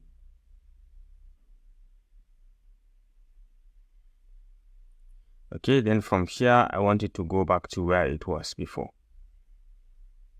Okay, so let's say from here, I can now scale down and I can now move it. So I now move it to where it was. So let's have a preview of what I'm talking about.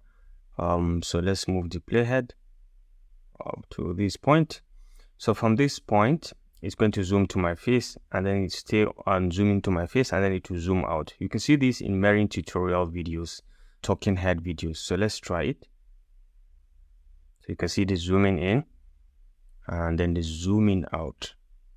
So you can see the zooming in, okay, it remains, then the zooming out. So that's what I'm interested in.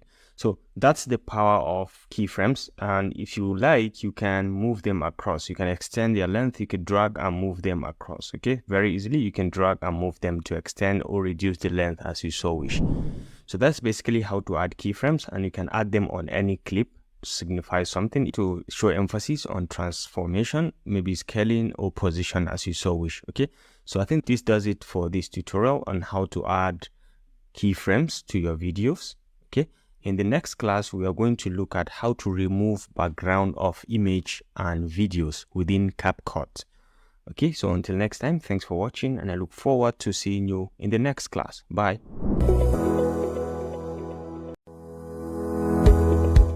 Alright, so in the last class, we talked about how to add keyframes into our video footage. Within the video footage, you can add different types of keyframes to make your video look much better and professional. Now in this class, we're going to learn how to remove background from image and videos alike. Okay, so within CapCut.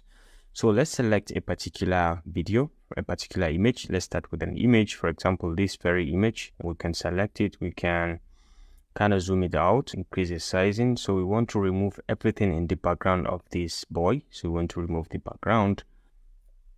Okay, so we want to remove the background of this boy. So all you need is just to make sure you select the clip from here, and you come down here in the properties, you can see smart tools. Okay, so you can click on smart tools.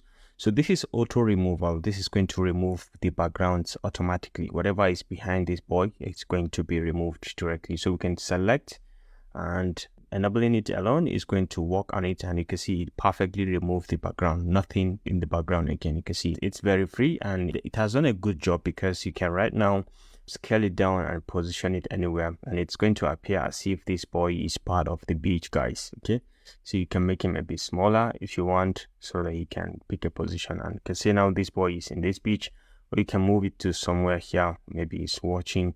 You can see it without the background. Okay, so at any given point, you can select and you can remove the background, and Chroma keying enables you to remove a particular color within that particular image. For example, let's take a look at this image. Let's drag this image and put it into this timeline, and look at it, this image. Assuming we are trying to remove the green background, the green color in this picture, we can just select the picture. We can come to smart tools over here, and we can say remove. Instead of remove the background, the auto removal, we can use chroma keying, which will give us the color picker. So once we click on the color picker, we can navigate and click on anywhere that we want to remove that particular color. So for example, we want to remove this green, and you can see with just a simple click, it has removed the green color within our image. Okay, and if you want, you can do that also on the video. Again, like we've talked about, you can, let's say this cat, we have much control. For example, we want to remove the background of this cat. It's completely green, so we can just go ahead and come to the smart tools. We can say remove background, and it's going to be the auto remover. It's going to remove the background directly for us. So let's see how much of a good job it's going to do on this. So let's see how it's going to do it. And you can see it has just removed the background for us. So you can see perfectly it has removed the background. So you can just select and you can resize it also to any size of your choice, and you can position it anywhere. Okay, but you can see it has done a very fantastic and good job. This is a video, so you can now play and you'll be able to see that background has been removed completely. Okay, so this is the power of CapCut in removal of background and using Chroma key. You can do that on any kind of image or on any kind of picture that you are trying to remove the background on. We could do that also on anything. Okay, the only thing boils down to you what you want to remove. For example, this image, we can try it on this image and we can just click. We can come over here to Smart Tools. We can say Chroma key, and if we try to remove this one, it's going to touch the color. But let's just say we remove this color. Okay, so let's remove this color, and you can see it has done a good job, only that it includes the shades also is that ash color. So let's undo this and let's try to do the normal background removal. So it's going to give us a good job. All right, so you can see it has removed the background for us, and that's a perfect job done. So that chroma key is important if you are targeting a specific color that you want to remove from the background very easily. So you can see these ones, they appear as if they are also in the beach trying to go to the sea. Okay, so that's the beauty of CapCut in removing background on both image and a video. Okay, I hope you enjoyed this video. In the next class, we are going to look at how to render and export our video, okay, for usage outside of CapCut. Okay, so until next time, thanks for watching, and I look forward to seeing you in the next class. Bye.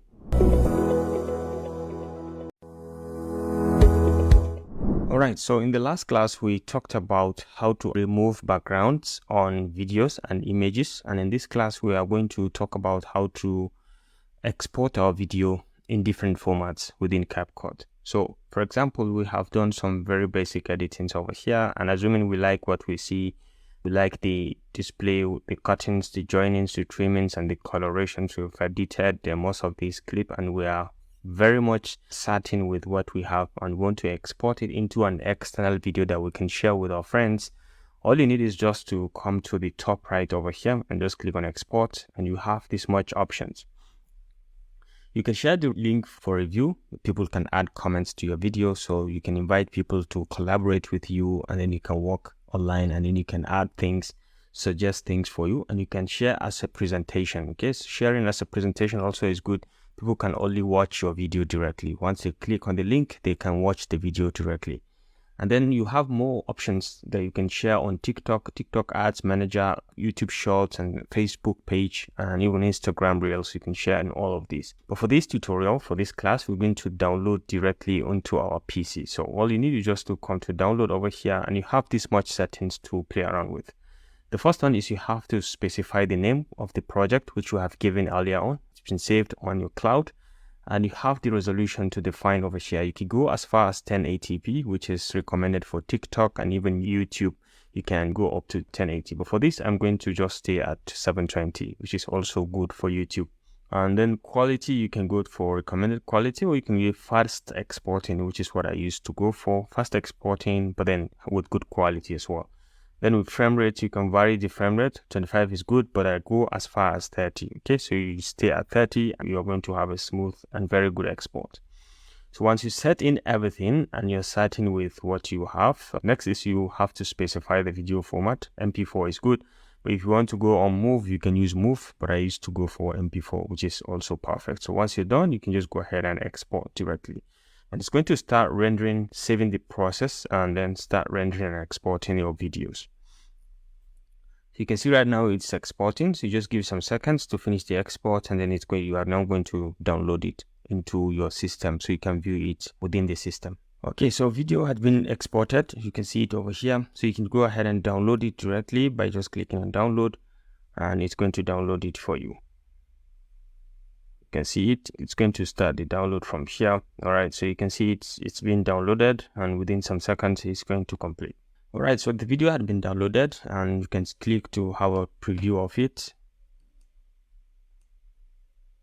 So this is it. You can just click to have it. This is an MP4 video. You can just play it. It's 720. And I think this is kind of perfect. So you can play it to see if you have anything you wanted to know what they're about. So this brings us to the end of this class on how to export the video in MP4. In the next class, we're going to look at how to convert a script to video. Okay. Yeah, it's very easy to convert a script to the video within CapCut. So CapCut is loaded with this feature. So until next time, thanks for watching, and I look forward to meeting you in the next class. Bye. Alright, so in the last class, we talked about how to export our video in different formats within CapCut. And in this class, we're going to look at how to generate a video from a text, okay? Because you've known recently that AI has been introduced in all of the different kind of products, and now AI is doing a lot of the hard work for you. You just need to learn how to use it so that you can be able to be very much efficient and effective in whatever creation you are trying to create. So in this class, we'll look at the use of AI to write scripts and generate video. So all you need is just to come out of the video editing platform by coming to this, go back to homepage. You can click to go back to homepage, and we brought in back to the homepage, assuming we are done with this video creation. So I'll just show you how to use the power of AI to create your own video from script. So all you need once you're back to the home page is to come over to script to video over here. So you just click, this is AI, directly artificial intelligence. So you can come over here. So the command is press the / and then to use the AI writer to generate the script. So you can use from a keyboard, press on the / and you can see you have the option to select between the two kind of script. You have narration script or commercial script, depending on you. But let's say we'll go with the narration script. So I want you to write an essay about the solar system. Okay, you can define the number of wordings and so on. The AI is going to pick that and it's going to write for you. So once you specify this, I need an essay about the solar system. I can just hit on enter, and you can see it's generating the text for me. It's just going to generate the entire script that I need for this video. You can see it almost getting done. So you see it's now done. So hello everyone, today I would like to talk to you about an essay about the solar system. The solar system is the collection of planets, moons, and other celestial bodies that orbit the sun. Okay, so this is just, you can read through to understand how far this write-up has gone. This is script 1. You can click on this arrow to go to the next script. This is the second script. Hello everyone, today I want to talk about an essay about the solar system. The solar system is a collection of planets, moons, and other celestial bodies. They're not the same, but they kind of look similar. Okay, so you can go to the third script, the fourth script, the fifth script, and so on. You keep going and going and going and reviewing whichever one you want. Let's say this one is quite short, and we can use this one. So you can just say use this, or you can discard and restart again. So let's say you will use this script, even though it's quite long, but you can try to remove some part of it. You can just select some of these and delete, and you can delete that portion as well. So if you want to add more, wherever you are, you can just hit on enter, hit on the / button, and then you can maybe add the types of solar system.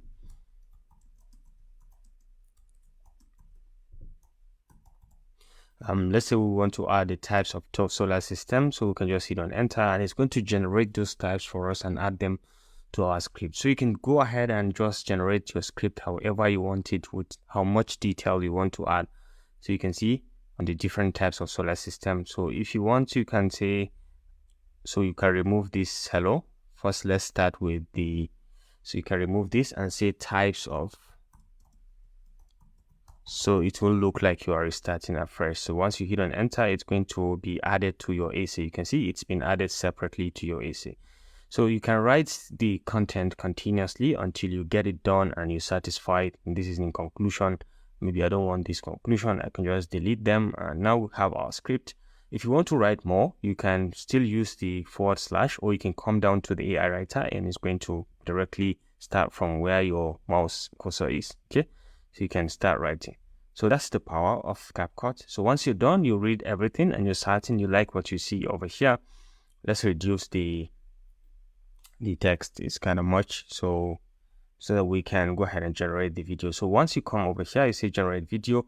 Now you have the option to select this smart generation or custom generation. In custom generation, you can now add the media yourself, the videos, the images, you can add them on your own. But if you go to Smart Creation, CapCut will generate the video with all the materials suitable based on the description or based on the scripts that you've added into the description. Okay, so now over this, you can select the aspect ratio. What kind of aspect ratio? Is it a 16:9 video, or is it a vertical video, 1:1 video for Instagram, for example? And then down here, you select the reader. Who do you want to read? Multiple readers from here. You can just go ahead and kickstart and select any of them. So this is, let's go with the male voice. Okay, so let's say we select this guy, energetic, and you can just go ahead and say generate the video, and it's going to take some time to then generate the video. And the good side to this is that the media it's going to add to you might be relevant, and in some cases you might need to add 1 or 2 things to meet up, because these are completely AI and there's a lot of learning going on in this platform. Okay, so let's give some seconds to finish generating, and then we can assess the video and see how much of a correct feature that it has added, and what can we add or reduce. Hello everyone. Today, I would like to talk about an essay about the solar system. The solar system is the collection of planets, moons, and other celestial bodies that orbit the sun. I think this is very, very nice, and this is very perfect, and it talks about the solar system, showing the images of the solar system. This is very, very perfect. So you can see many things, and you can just fast forward to any point and you can play to hear it and see. Connected to the electric grid and captures energy during the day to store. I think this is good with a very fantastic background music, and if you want, you can export this directly, or you can go ahead and edit the video directly within the video editing platform that we have, or you can go ahead and edit the script if you want to go back and edit the script and still regenerate the video. But I think I'm okay with what I see, so I can just go ahead and say edit the video, and in here it's going to take it to the editing platform, which you can just remove or add anything of your choice. Okay, but to me, this is a very good job, and you can just carry out some basic things, and then once you're done, you're certain you like what you see, you can just go ahead and export it. Alright, so you can see right now it has generated the video, including the captions and everything that you need. Okay, so you can see it's giving us a complete video over here. So you can check out even the captions. It has auto-generated. It's a very nice caption. So you can just go ahead, review it, check out. If you have any issue, you can follow the tutorial that we've just done on the whole class on how to edit, remove some sections, and add some sections of the video as well. So if you are done, you can just go ahead and export it directly using this feature. So it's very nice. So basically, this is how to generate video from script that we have using artificial intelligence. Okay, so in the next class, we are going to learn the last thing, which is how to use CapCut on the desktop, downloading the CapCut and using it on desktop completely. So until next time, thanks for watching, and I look forward to seeing you in the next class. Bye.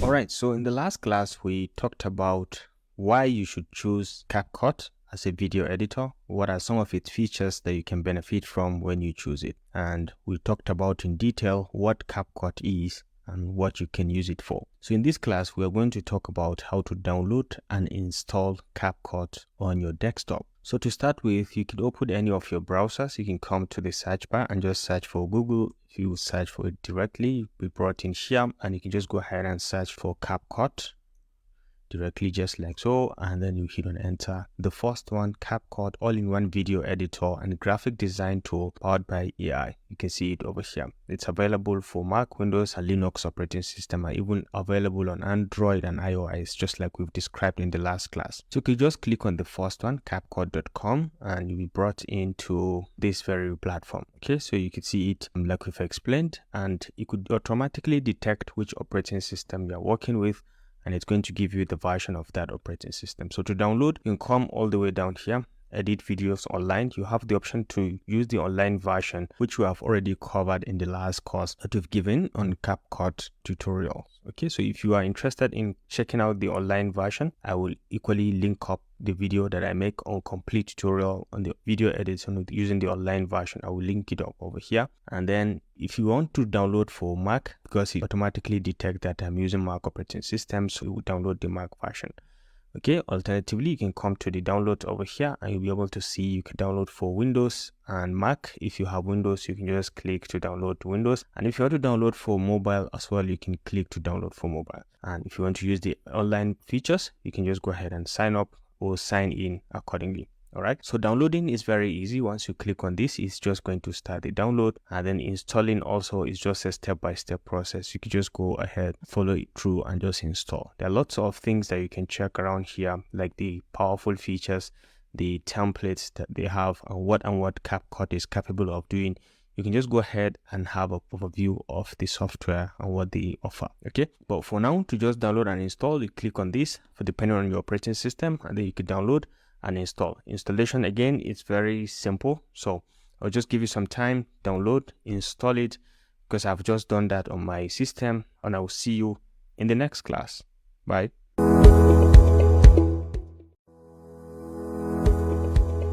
Alright, so in the last class, we talked about how to download and install CapCut on your desktop. I've just downloaded mine and installed, and in this class I'm going to show you how to open and create a project, and then we're going to look at the general overview of the CapCut platform. So to open CapCut, you can just come all the way to your launchpad and just click on it, and then you can just go ahead and search for CapCut just like that, and you'll be able to see it over here. This is CapCut, and once you click, it's going to open CapCut for you. Now you'll be welcome to this very platform. At the bottom here, you will be able to see these are projects that you've worked on, or the ones I'm currently working on. You'll be able to see them over here. And over here, you have the option to search. If you have multiple projects, you can search directly, or you can change the view from the grid view to list view if you want them to be in list view. Something like this arranged with these details, or if you want, you can go back to the grid view. I usually prefer the grid view because it's easier to kind of understand what video or what project you are on. And at any given point, you can delete any of the projects using this delete button. And then when you hover over any of the projects, you can see there are 3 dots. Once you click, you'll be able to see you can rename a project or duplicate or delete it also directly from here. All right. So for this tutorial, we're going to create a project. You can create an image, which maybe we are going to look at through this tutorial, or you can check auto reframe. But for this tutorial, we're just going to start by creating a simple project. And if you want to check out the settings, you can come to this gear icon over here. You can just click. You can check out the basic settings. This is the latest version. You can check out the settings from here, and you have this much options to look after. Okay, like these are the project settings.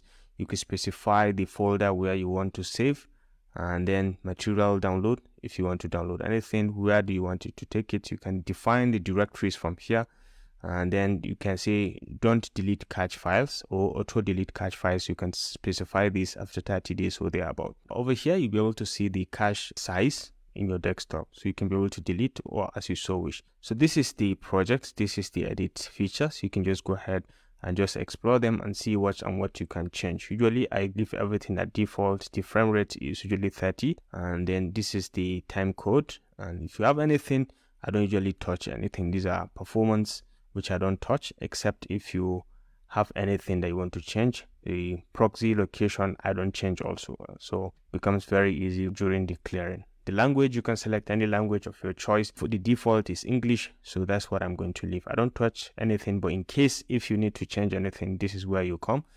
So for you to start, you can create a project directly from here by just clicking on this. So let's click to open a new fresh project. So this is a brand new project over here. Okay, it's unnamed. Okay, so the first thing you need to do is to start by naming the project. You can do that by coming to the top here and just double clicking. Maybe let's call this sample editing. Okay, so you have saved this and it's now titled sample editing. Now this is the location where you're going to find it. It is saved under this CapCut user data project, and it is here. So you can easily at any given point navigate to this location and you'll be able to see your folder. And these are the basic settings that you've selected. You can modify this if you're interested, but then this is the main platform of CapCut. So let me take you through to just give you an overview of what the platform is all about, what to expect, and what you see. At the beginning, it may look a little bit complex. I've not used any video editing software before, but it's common, it's very generic, and if you've used, you'll be able to understand most of these key features. So the first one to the left is the media bin, which is where you house all of your media.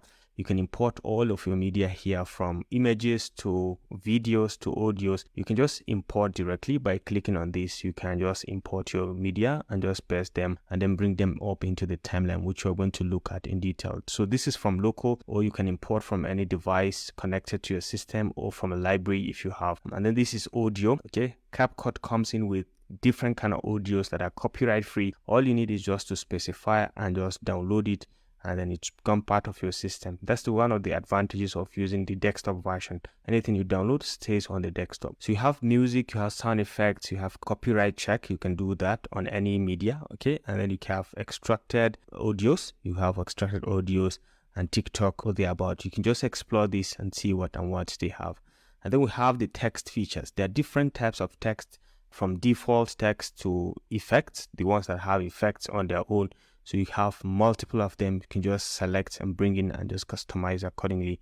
You have them of different types. There are different templates that you can just use for your content. Auto captions, if you want to generate auto captions, you can just specify the language and it's going to generate that. We're going to look into it also through this tutorial. And then this is local captions. If you have a caption, you've captioned a video, you can just import it and it's going to tally up with what you have. So these are stickers. Okay, a lot of stickers are available. So the emojis, emphases, icons of different types, you'll be able to use them. Vlog, these are Christmas celebration modes, and journals effects. You can just writer effects. You have quite a number of them. It's just up to you to just decide. So CapCut is stuffed in with all of these features. And then we have effects. Okay, different kind of effects that you can apply to your videos. These are presets that you can just download and add directly to your videos. In each case, if you hover over any of them, you're going to see the effect is going to give to your content. And then we have transition. Now the effects are of different types. You can see them. These are lenses, these are stars, okay, these are TV shows, TVs, and dark, and so on. There's so many, glitch, and so on. You can see them, so many of them. Now next, and one of the most important, is transition. There are different kind of transitions that we have in CapCut, and as you hover over any of them, you'll be able to see the effect it's going to have on your video also. So there are different types. You can see them arranged. These are blur type, okay, these are blur type. These are basic type, okay, these are basic slides in, and so on. Okay, these are different types. These are band doors and flags and so on. You can see a lot of them. This is left, right. There are so many. You can just explore to see what kind of transitions you can use. And then these are filters that you can apply, effects that you can apply in preset mode to change your videos within just a simple click. We're going to look at how some of these are going to change the looks of our video. And then we have manual adjustments. If you want to use LUTs, okay, we're going to look at how to import LUTs also and use them on your videos. Now this, to the left, we have this much effects. To the center, you have the preview panel. This is where you preview everything that you have in the timeline. Okay, so over here we have the properties panel. Whatever image or whatever media that you have in the timeline, when you click on it, you will be able to see all of the properties over here. We're going to look in detail on how to check out the properties panel and what you can do with it. Now down here, this is where you have the timeline. Okay, whatever you import in as media, you can just drag and drop it into the timeline and it will be arranged over here. This is where you do all of your basic editings, the cuttings, the joinings, as well as any other editing feature. The trimming, you could do all that from here, and the increasing and decreasing of number of tracks, okay, and how to manage your tracks. You'll be able to do everything from this side, right? And then over here, you have a number of other controls that we are going to cover as we move on in this tutorial. So these are select. Usually they are shortcuts. Okay, this is select. This is split with letter B, and they select forward, leftward, select rightward. You can change the selections using these features. These are some key shortcuts, and we have a bunch of other features here that we're going to cover as we start with this tutorial. Okay, so I think this concludes this class on how to create a project and the general overview of the CapCut platform. Okay, I hope you enjoyed this video. In the next class, we are going to look at how to import and manage media within CapCut. All right, so until next time, thanks for watching, and I look forward to seeing you in the next class. Bye.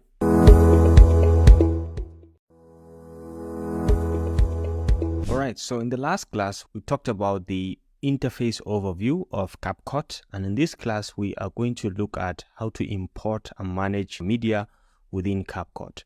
Now to import media, all you need is just to be at the media bin here at the top left. You should make sure you are at the media selection with the media tab, and then you have the option to import media from local or from the library. Okay, so if you want to import from local drive, you can just go ahead and click on import. So you can go ahead and import directly by just clicking on this, and you can navigate to wherever you have your videos. In my own case, I have my videos arranged over here, so I have them. I can select all of them at the same time and just go ahead and click on import, and everything is going to be imported in my media bin. So you have the option to create a folder, and over here you can just rename the folder. For example, you can just rename it and call it my video footage. All right, we click on OK, and I have all my video footage from here, and then I can make all the selection. I can select all of them, drag them, and put them in this folder. So it's good, and it's very important to stay organized when you're dealing with CapCut. And the next thing is you can alternatively on your own navigate to wherever you have the media and just drag and drop it into the timeline, just like so.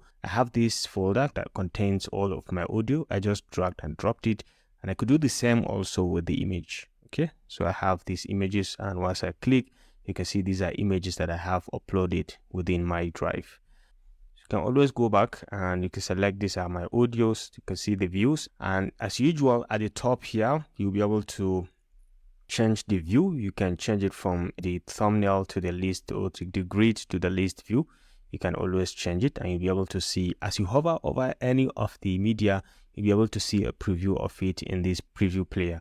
So you can just go ahead and select on all, but I think I prefer the grid view in this case also. And then you can sort also accordingly. You can sort by time created, name, file type, duration, and the latest to earliest. Okay, so you can see right now it's sorted earliest to the latest. So you have the option to change the sorting accordingly, and you can search for any particular media using the search button over here. All right, so this is how to bring in media.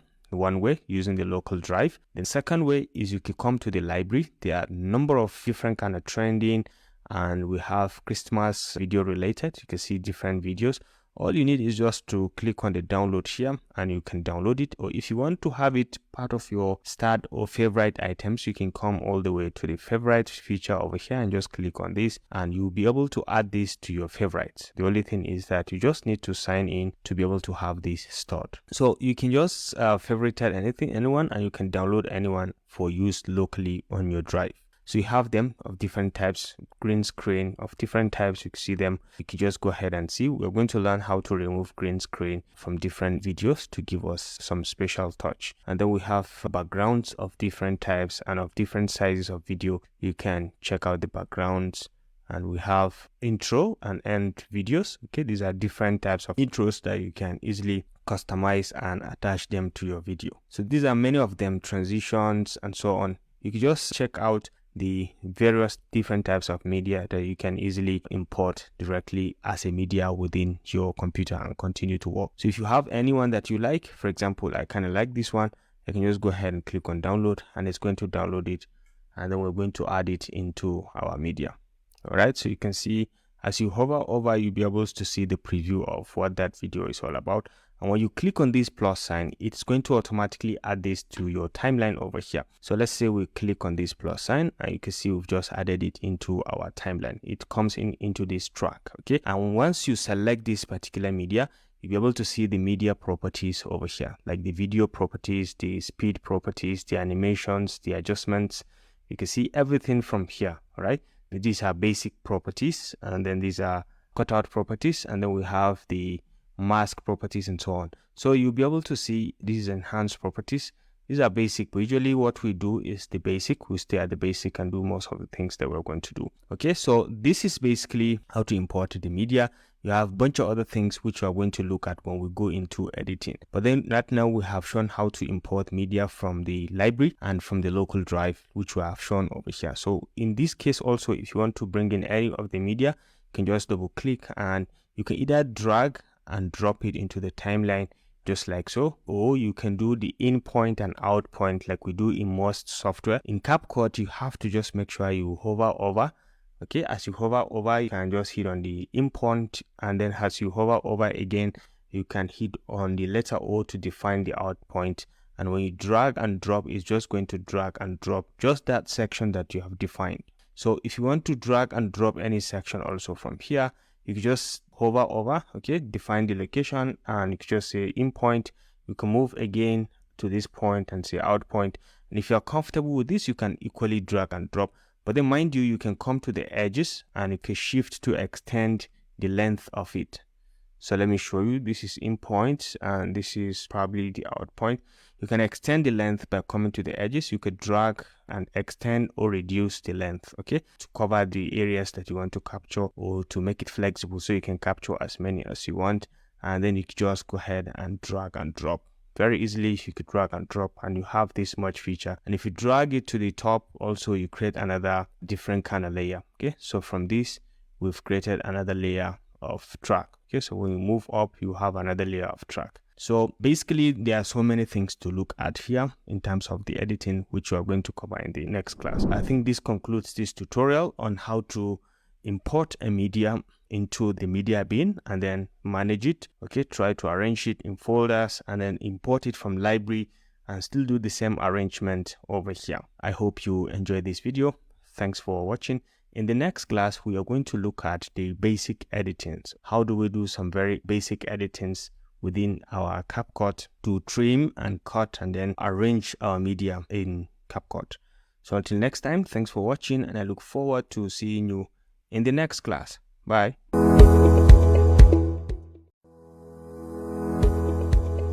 Alright, so in the last class, we talked about how to import and manage media within the media bin. And in this class, we are going to learn the basic editings. How do we edit our videos in the most basic way? Okay, how do we do some cuttings and joinings and so on? Alright, so let's start by opening the video clips that we have.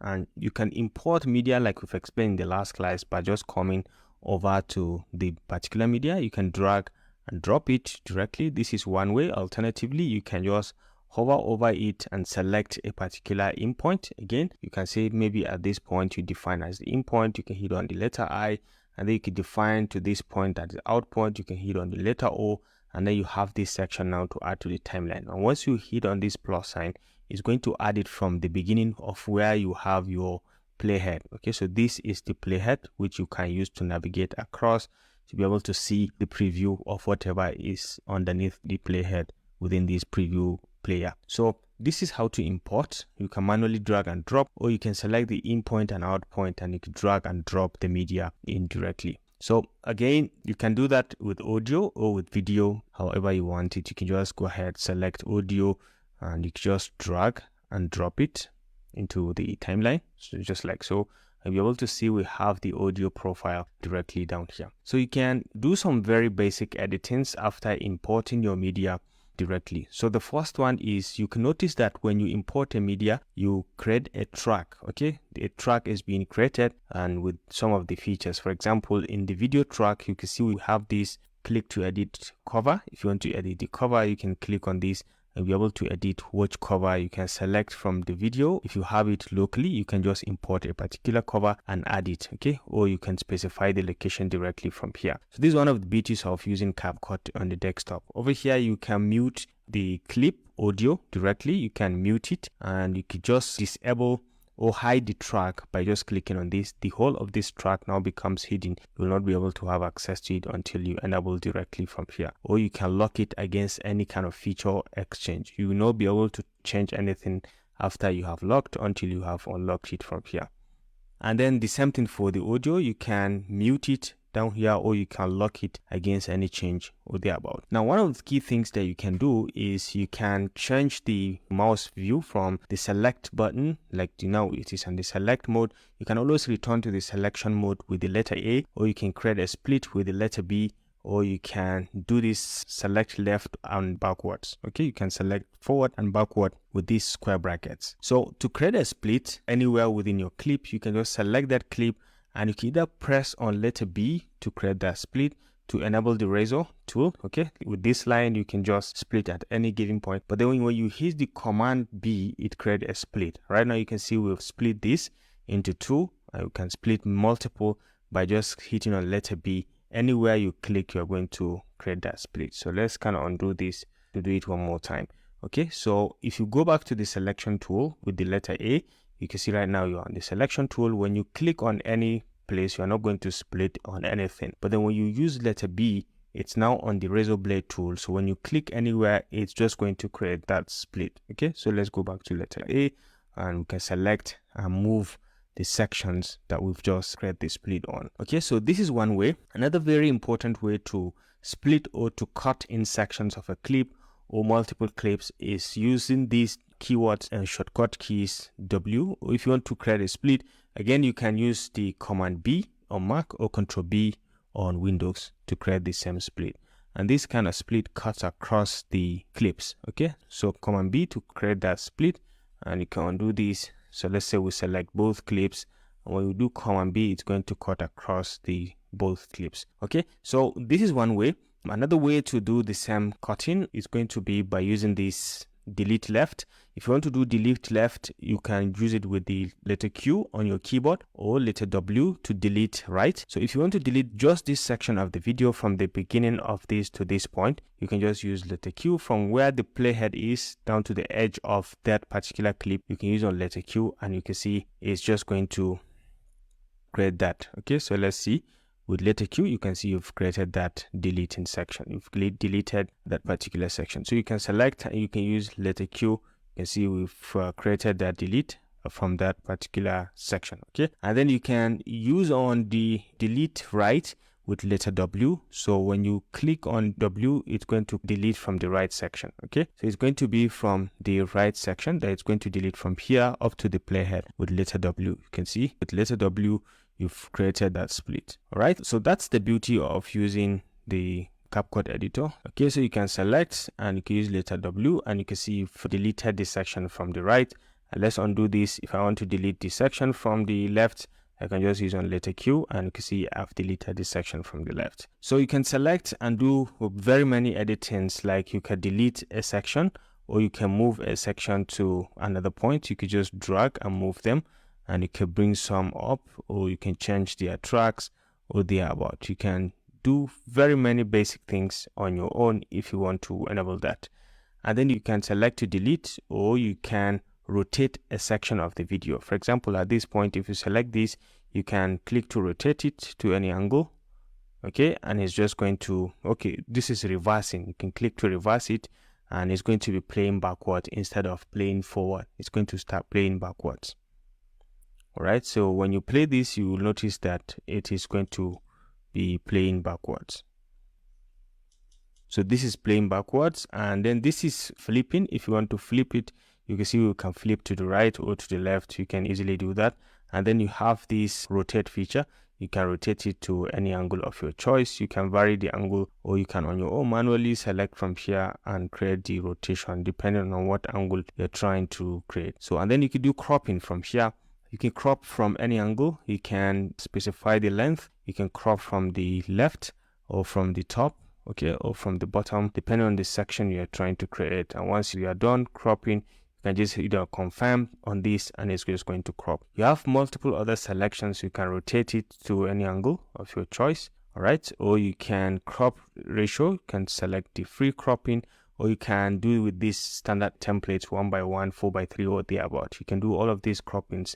And if you are not certain with what the croppings you have, you can always reset this and everything is going to go back to normal, which is what I want at this point. So I can just click on confirm and I have my video back to normal. And over here, I can just select and bring it back to where it was at 360. Okay, so this is about editing. And once you select a particular clip, you can come over here. You have the different clip properties like we've explained earlier on. This is the basic properties. You can play around with a lot of things from here that has to do with this particular clip. For example, the sizing, you can increase or decrease the sizing from here, or you can scale things, uniform scaling. You can select to enable uniform scaling, or you can change the position on the x-axis. You can click to add something on the x or on the y-axis. You can increase or decrease, or you can add the rotation also from here manually. But at any given point, if you don't want, you can always come over here and reset everything. And now this is back to normal. Okay, so down here you have the bunch of other things. You can align left, right, and center. You can change the alignment. you have the modes. You can change the different modes that you have: color, dodge, hard light, and so on. You can change the color, different modes. And then over here you have the opacity. You can play around with the opacity. You can increase or decrease accordingly from here. So these are very basic video editing properties, like the motion blur. Later on we'll look at how to add some key advanced features, but this is basic. If you want to check out the audio properties, if there is audio with this clip, you'll be able to see the audio properties over here. Like the volume, you can play around with volume, increase or decrease the volume, and you create a fade in or fade out. You can always do that. You can create a fade in and fade out directly in the volume. So later when we come to deal with how to manage audio, we'll show how to increase, create fade in and fade out. And many other ones. You can enable loudness normalization over here or enhance the voice directly using this feature, and it's going to automatically enhance your voice, okay, if you have an audio selected. So down here you have a lot of controls, vocal isolation and channels. You can play around with them. So later we'll check out, this is voice changer. You can change your voice to sound like a chipmunk or something like different kind of voices. You could try it maybe much later to see how it works. And then you have speed. You can change speed, okay, the times. You can make it ×2 or ×3 just to increase the speed or thereabout. And then you have animations and adjustments, which we are going to look at. But basically, when you touch any media, you have its properties over here that you can directly or indirectly change to enhance it or to make it better. But down here you have a bunch of other features which we are going to look at also as we move on. Again, you can trim from the edges. If you come to hover over the edge of any clip, you can click and you could drag inside to trim it from the inside, and you can click and drag also inside to trim it from the other edge, okay. So at any given point, you notice that if you try to delete anything from here, or you try to move anything, it magnetizes to the end. If you want to remove this, you can come over here. This is remove, turn off magnet track, main track magnet, so you can turn it off, and you can see you can select and move it around. So in cases if you want to create a split or you want to remove a section of this, for example, you enable the razor blade feature and you click here, create a cut, and you click here also, you create another cut. You can always come back to the selection mode and select on this and delete, and it's just going to leave a space. So if you want, you can select that section and delete it on your own.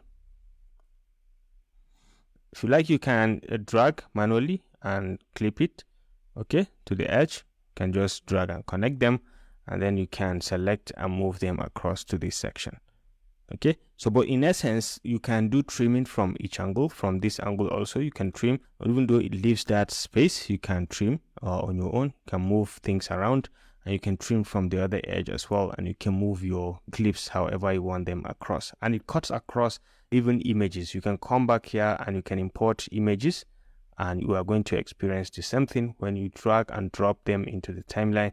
You have a bunch of other features. Once you select an image, you will be able to have its basic properties over here that you can edit, and you can do the same cuttings across with the letter B and create cuts also in same way. So I think this does it on this tutorial on generally how to edit your videos. Down here you have other things. One thing you may notice is that you can zoom in and out in the timeline with this, okay. So you can zoom in to be able to see precisely when you want to make a simple cut. You can zoom in to see the details of it, and you can zoom out using this, and at any given point you can always zoom to fit. This is zooming to fit, so that you can be able to see within the timeline. Everything now zooms out and stay within the timeline. So in this case, in this audio, in this case, you can just select from here and create a trim. You can just select and come to the top here, and then you can create a trim. So you can go back to the selection mode. Okay, go back to selection mode with letter A, and then you can come to the edge here and just select and drag and trim it to the edge over here. So, and then over here you have the option to record an audio or thereabout, which we are going to look at also in this tutorial. This is the magnet feature, and this is turn off auto snapping. Okay, if you want to enable auto snapping or you want to turn it off, you can remove from here. And then this is turn off linkage between clips, and then this is turn off preview axis. You can turn off preview axis. This is zoom to timeline, so you can be able to see all the media within the timeline. So basically this does it on how to edit your video clips in CapCut. Do some very basic editings, I hope you enjoyed this video. In the next class, we're going to look at recording with CapCut, which is another way to bring in media into CapCut. Okay, how do we record things with CapCut? So until next time, thanks for watching, and I look forward to seeing you in the next class. Bye.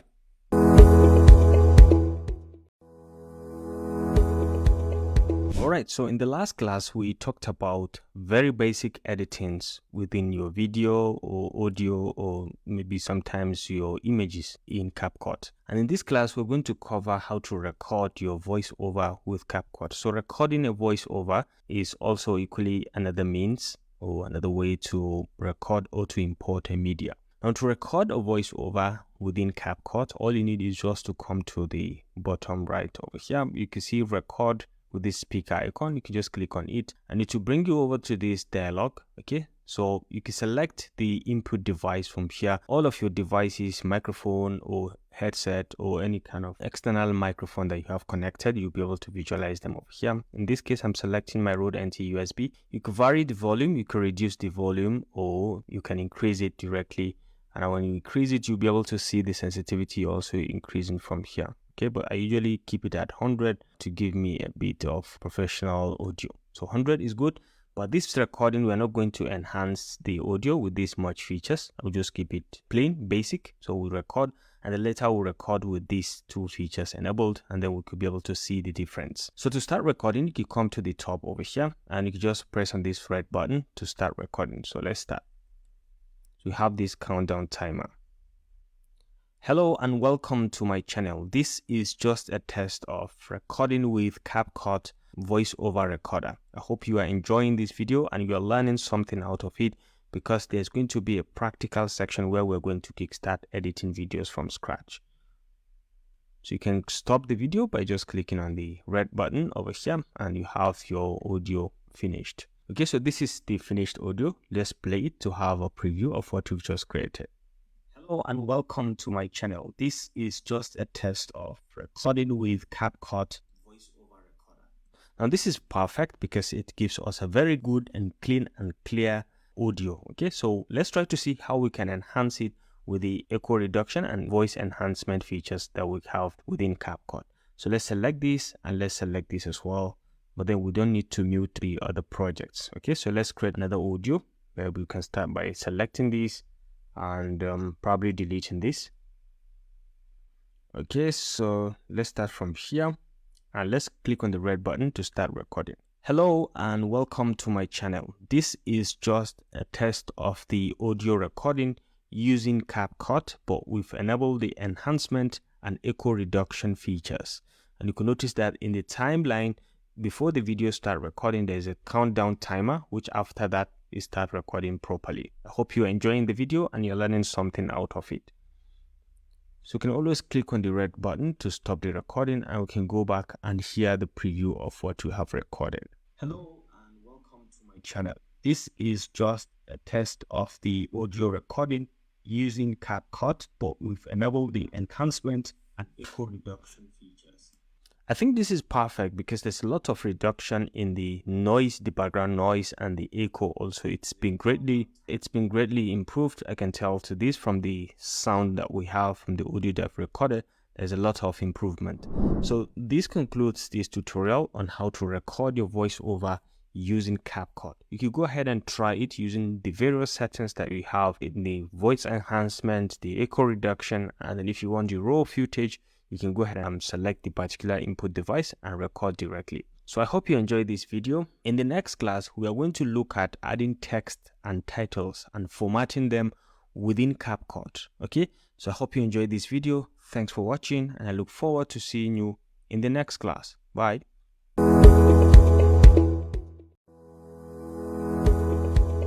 So in the last class, we talked about how to record your voiceover within CapCut. And in this class, we're going to look at how to add text and format them within CapCut. Okay, so to add a text, let's say we have this video, this one. You can see these ones, they are talking about some tourists, for example, and this is an example of those tourists already enjoying their view. So let's say we have added some section. Maybe let's say we added from here, we define this at the endpoint, and then maybe up to this point, just this movement of this ocean can just define this the out point and then drag and drop this in our timeline. So assuming I like it like this, or if I like, I can just say up to this point. I can hit on the letter B and create a cut back to the selection tool with the letter A and then select and delete in this section. Now I want to add the text describing some of these features of what they are doing. So I can select, I can come to the text menu at the top here. I can click. You can have the option to add default text directly. For example, this is default without any effect, without anything. So we can just click on this plus sign and it's going to be added from the point where you have your playhead located. So let me undo this because I want to add it at this point. So I have to position my playhead here. So I can click on this and it's just going to add in my text. Okay, with this plus sign, I can see it's just been added my text.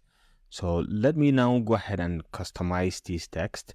So you can select it. You can see it comes in a different layer. You can come over here. And once you have it selected, you have the text properties over here. These are basic properties. You can select the text and change it from here. You can say, for example, welcome to Langkawi, or welcome to Cameroon Highlands. Is one of the highlands that I've visited in Malaysia. So you can click out, and when you select back, you can double click and you can move them around, and you can select from the edges. You can resize your text directly using this. Okay, you can select and move it around, and then you have the option to play around with the basic text editing features. Like you can change the fonts of different types. There are different types of fonts from here which you can just click to download and you add it to your text. I think I like the fonts that I have.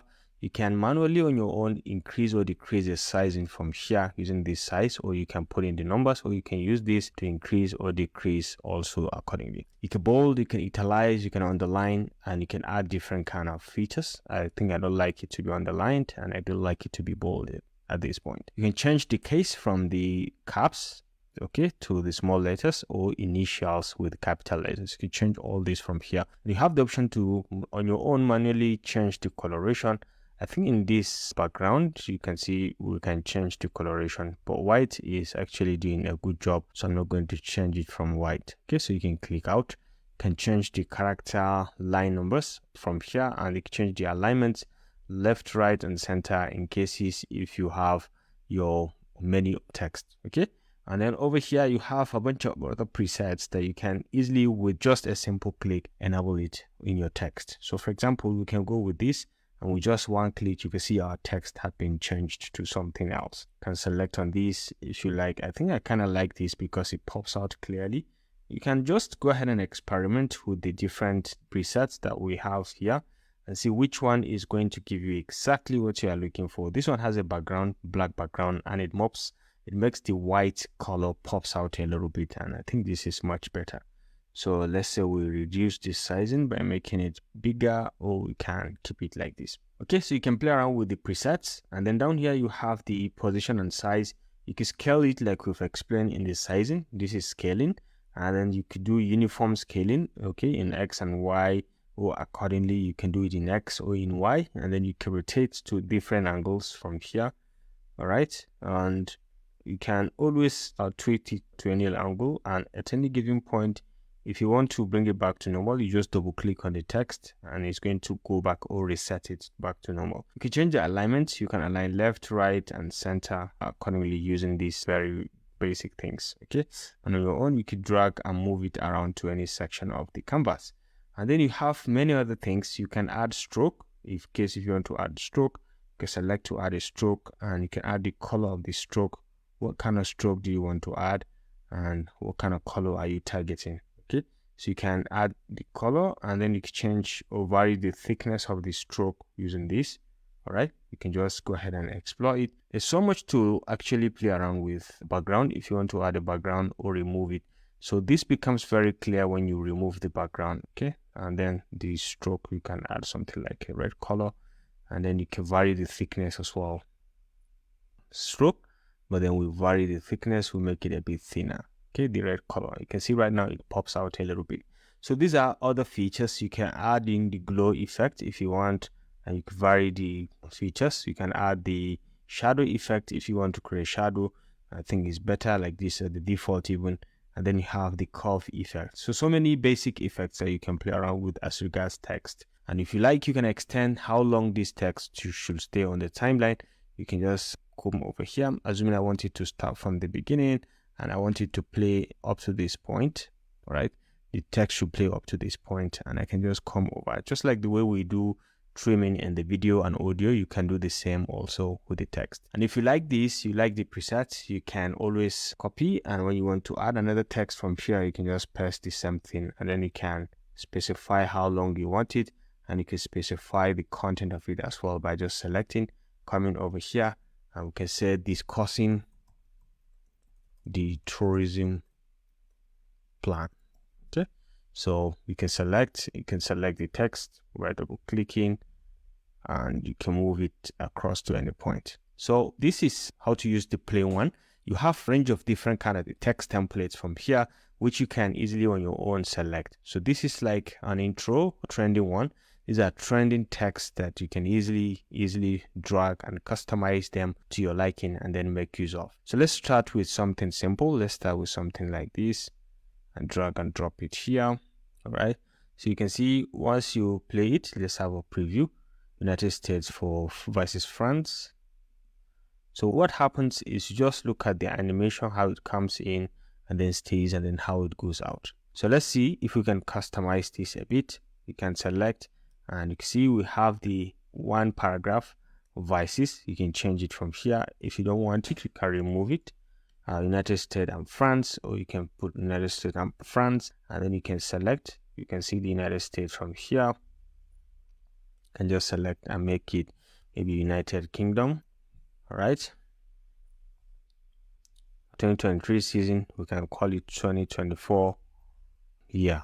All right, and then you can have the next one could be, and so this is, let's say, United Kingdom 2024. So let's say France, United Kingdom 2024. So you can customize it however you want it from here. You can select any section and you can play around with the coloration. Right now it's yellow. You can change it to any color of your choice, for example to red. When you click out, you see you now have a red color. You can select on this also to change the coloration. So this one you can select, and you can also change the coloration to something like this or any white color of your choice. So you can just select it and make it any color, and then you can easily select and customize anything. Okay, the angle, you can vary the angle with the about. So if you like, you can vary it accordingly. And let's say we try something different. So let's say drag this one and drop it here, and then we can bring our playhead over here, and we can just go ahead and customize however we want. Okay, so let's play this. So we can say thanks for joining us. So you can select this, and you can see right now we have this. This is like. So let's say thanks for watching. Thanks for watching and goodbye, for example. So this is the first text. This is the second text. Okay, the two paragraph and goodbye. Okay, so you can see thanks for watching and goodbye. So this could be our outro. So let's play thanks for watching and goodbye. So take a look at how it comes in and how it finishes everything. I think this is kind of professional. So you can bring in different templates, ready-made templates, and you can just add, and they are classified accordingly depending on what you want. These are social media text that you can use. For example, in some cases you may have this, and maybe you are doing a tutorial video.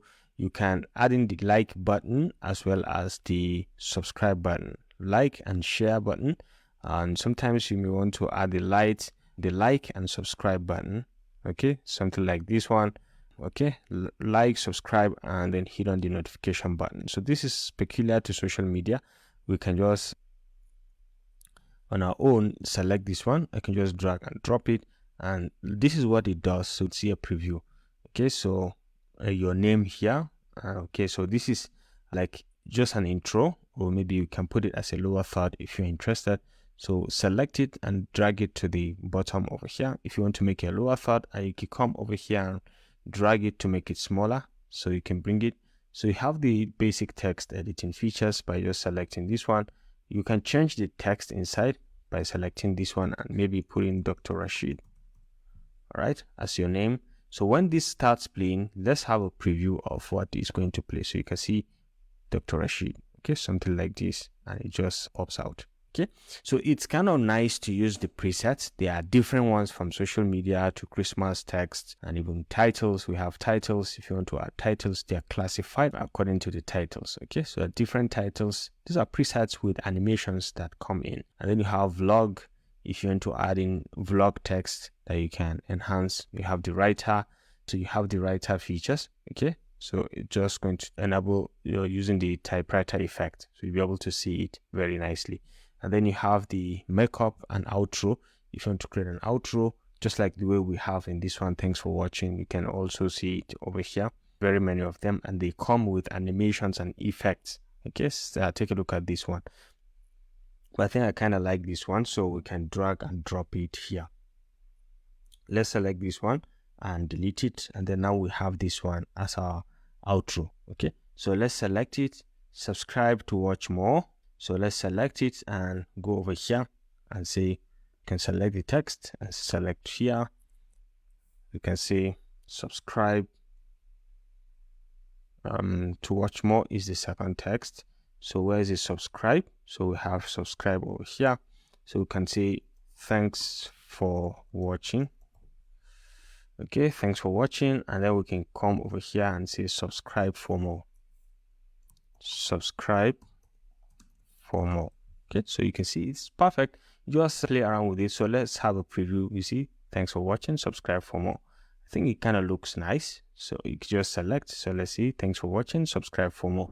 So this is a bit about how to use text and format it however you want it, using all of these features that you have, position. And if you don't want to suffer yourself to create one, you can always use the preset one. Okay, the presets are fantastic depending on what you're trying to create. You can see many of them, so many of them, that you can just select and customize. Sports, we have technology, we have love text, and so on. There's so many of them, so you can just select, customize, and have it for yourself. So I think this concludes this tutorial on how to use text, adding text and format it using CapCut.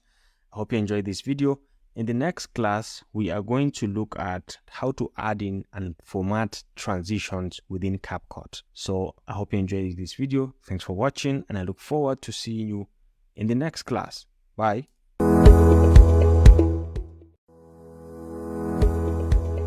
Right, so in the last class, we talked about how to add and format text within CapCut. And in this class, we are going to talk about how to insert and format transitions, okay, so that your videos can look very, very much professional and nice. Now, transitions are very important because they make your videos appear very, very professional. When you're transiting from one video clip to another, it doesn't just jump cut into that particular clip. Let me give you an example of what I'm talking about. So for example, in between this video of these guys talking and this tourist video, there's a cut. It just cuts into it, which is highly, highly unprofessional. So let me play it so that you can understand what I'm trying to say. It just cuts, okay?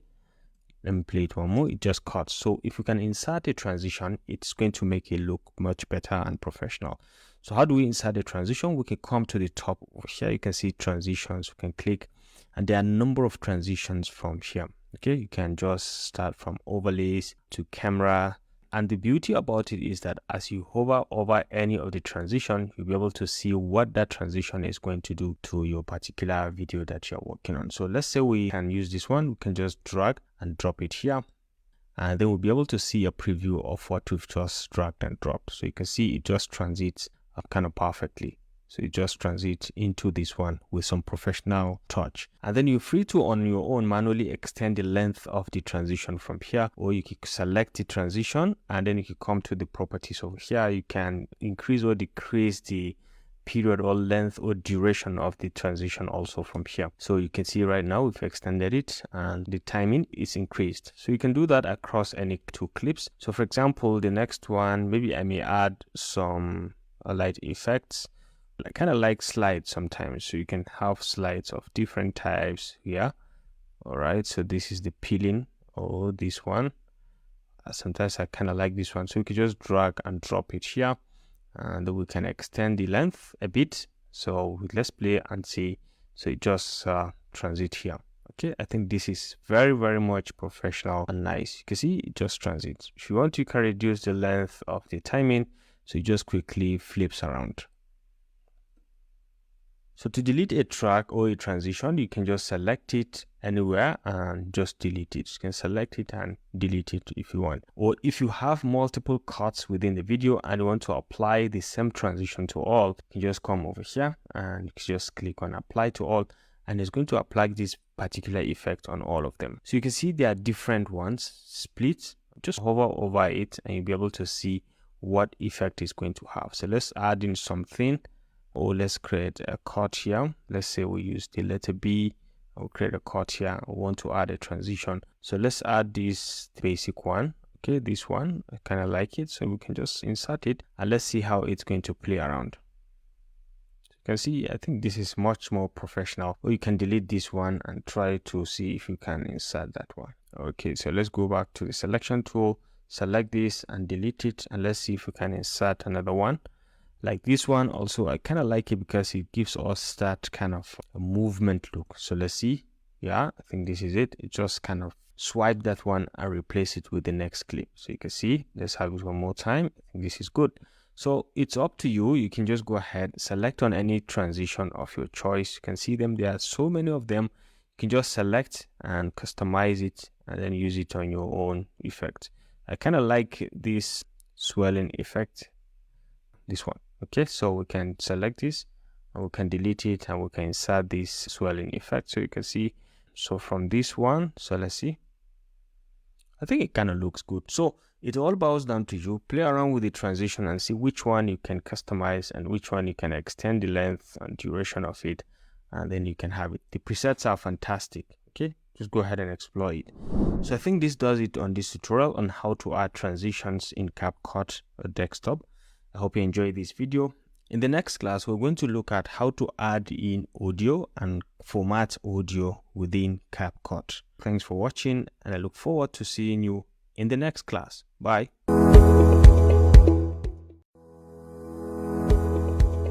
Alright, so in the last class, we talked about how to add transitions within our CapCut software. And in this class, we are going to talk about how to add music and maybe sound effects to make our videos appear very, very professional and nice. Now, to add videos, there are two ways. The first one is you can import a video on your own, like we have shown initially at the beginning of this tutorial where we imported this audio. You can see these are different audios. Now, if you want to add them to your timeline, you can just come hover over them and you can select, or you can add to track using this plus sign. You can just hit on it and you can see automatically you've added an audio into your timeline. Now, usually the audio used to be very much longer than the content or the footage that you have. In that case, you can move your playhead to any location of your choice and you can try to create a cut to equalize the length of the audio. So assuming I want to create a cut here, I can just move my playhead to this point and I can select. The same way you edit the video is the same way you can do some very basic editing as well on audio. So for example, you can create a split with the command B. You can see right now I've created this split and I can select this section and delete it. Okay, so you can on your own try to play to hear a preview of what you have inserted. I think the audio is quite loud and it comes in with very loud voice, and I don't want that to happen. I want to have something like a fade in and then a fade out. So to add in fade in and fade out, you can hover over at the edge of the audio. Okay, so you can see this white dot, so you can just select it and you can see on your own when you click you can drag and you create a fade in into the audio. Okay, so you can do the same thing on the fade out as well. You can come to the edge until you see this white dot, you can just click on it, okay, and just drag, and then until you create a fade out. Now this is what you have done. You can see that the audio is going to start from 0 and then it's going to grow up to 100% of the volume. All right, so you get the message. And the same way in the dying out, is going to die out from 100 down to 0. Yeah, that's what I'm trying to say. Okay, so the same way you do with clips, video clips, or any kind of clips, maybe an image, when you select that particular clip, you can see in the basic properties, you'll be able to see all of its properties here. For example, you can play around with the volume. Okay, you can increase or decrease the volume, and you can even see a preview from the profile over here. So it's up to you now. You can decide to reduce the volume a little bit because it's a bit higher.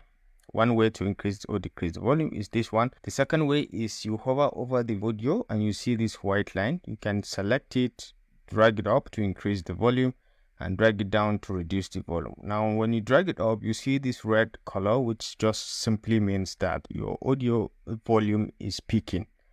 Okay, so you can decide to reduce it. Okay, so let's bring it down a little bit, and you can still be able to see the preview from here. Alternatively, in the same way we inserted the fade in and fade out, if you don't want to insert it manually from here using the dots, you can equally insert it from here. By just selecting the basic properties, you'll be able to insert a fade in from here as well. And you can be able to see that it is incorporating that fade in. Depending on how many seconds you want, you can still play around and add the fade in and fade out. The same way you can add the fade out, and you can normalize the loudness if you want, so that they can have an equal amount of loudness throughout the clip. In some cases, you may want some part of the audio to be higher or to be louder. Maybe when you are speaking, you may want that section of your speaking to go down, to maybe the volume should go down. And then at some point when you're not speaking, you may want the volume to go up. So in such cases, you have the option to, for example, let's say we have our audio at this length, at this volume, and you want to reduce the volume at this point. So you can select that particular audio, do Command B here to create a cut, and you can go on to, maybe if you want the silence to continue up to this point, you can do another Command B, and you can see now we've created two splits. Now on your own, you can manually reduce the length of this, okay, to this point. You can reduce it to this point, and then you can see that we're going to have that particular drop in the volume. Yeah, so that's what I'm trying to say. And at this point, you're going to have the increase in the volume suddenly. But in order not to have this sudden increase or sudden decrease in the volume, you can still come over and create that fade in. Okay, so you create that fade in, fade out. So it just simply fades out to the lower volume. Yeah, that's what I'm trying to say. And then over here also, you can try to create the fade in. You can select and you can come over here, you create the fade in. So instead of from the lower volume to just higher volume, it just gradually gets into it. I think this is much more professional. So this is about this. And if you have another recording, for example, if you have recorded something, you can as well enhance the voice using this feature. All right. You can enhance the voice, you can do vocal isolation, you can play around with the channels from here, which maybe we're going to look at some very basic things to look into. Okay. So this is one way to add audio into your timeline. The second way is CapCut usually have an inbuilt music that are copyright free. You can easily drag and drop into the timeline. For example, you can come to audio tab over here and you have a number of audios that you can play around with. Okay, all you need is just to select, or if you have a specific one that you're looking for, you can always search and you can find it over here. All right. So in my own case, I have some, so sometimes you could search maybe what type of music you're looking for. In this case, let's say we are looking for background music, and just hit on search. It's going to go online to search for the available ones. So you can just choose. For example, I always like this best for video background music by Chill Trap. Okay, it's a hip hop music. So you can play to have a preview, or you can on your own just directly insert it. So before you insert, let's position our playhead and then we can hit on this plus sign to just add it. Alternatively, you can star it in case if you want to add it to your favorite. If you are logged in. Okay, so let's say at this moment I want to just add this, so I can hit on the plus sign and you can see it's been added to my timeline. Okay, so this is actually copyright free, so you can try to see how you can use it. So then let's mute this one so that we can try this that we've just added. So we can just try to play it.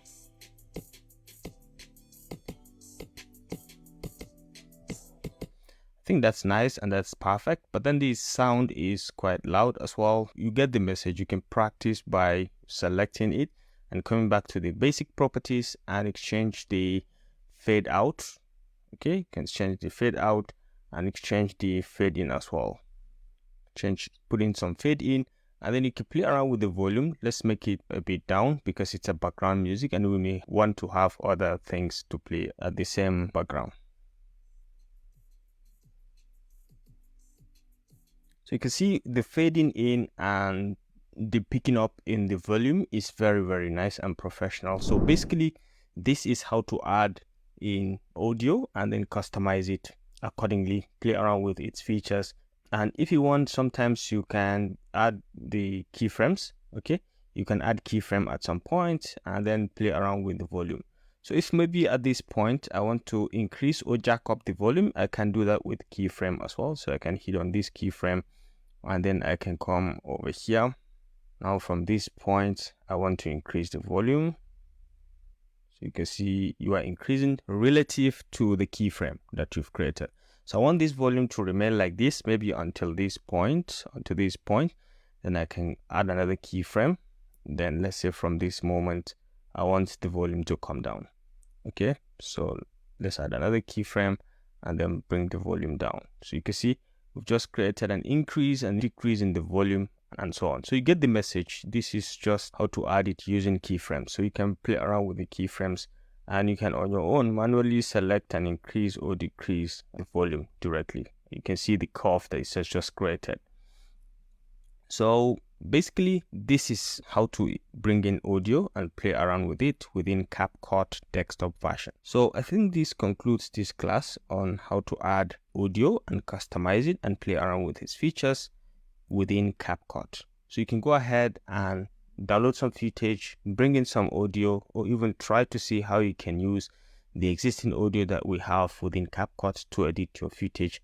And let's see what you're going to produce. So thank you so much for watching. In the next class, we are going to look at the voice changer, how we can use CapCut to change our voice to increase or decrease this playing the speed of both audio and video. So we can use that to play around with it. And then maybe try to see how we can reduce the noises in a voice or to enhance the voice in general. So I hope you enjoyed this video. Thanks for watching, and I look forward to seeing you in the next class. Bye.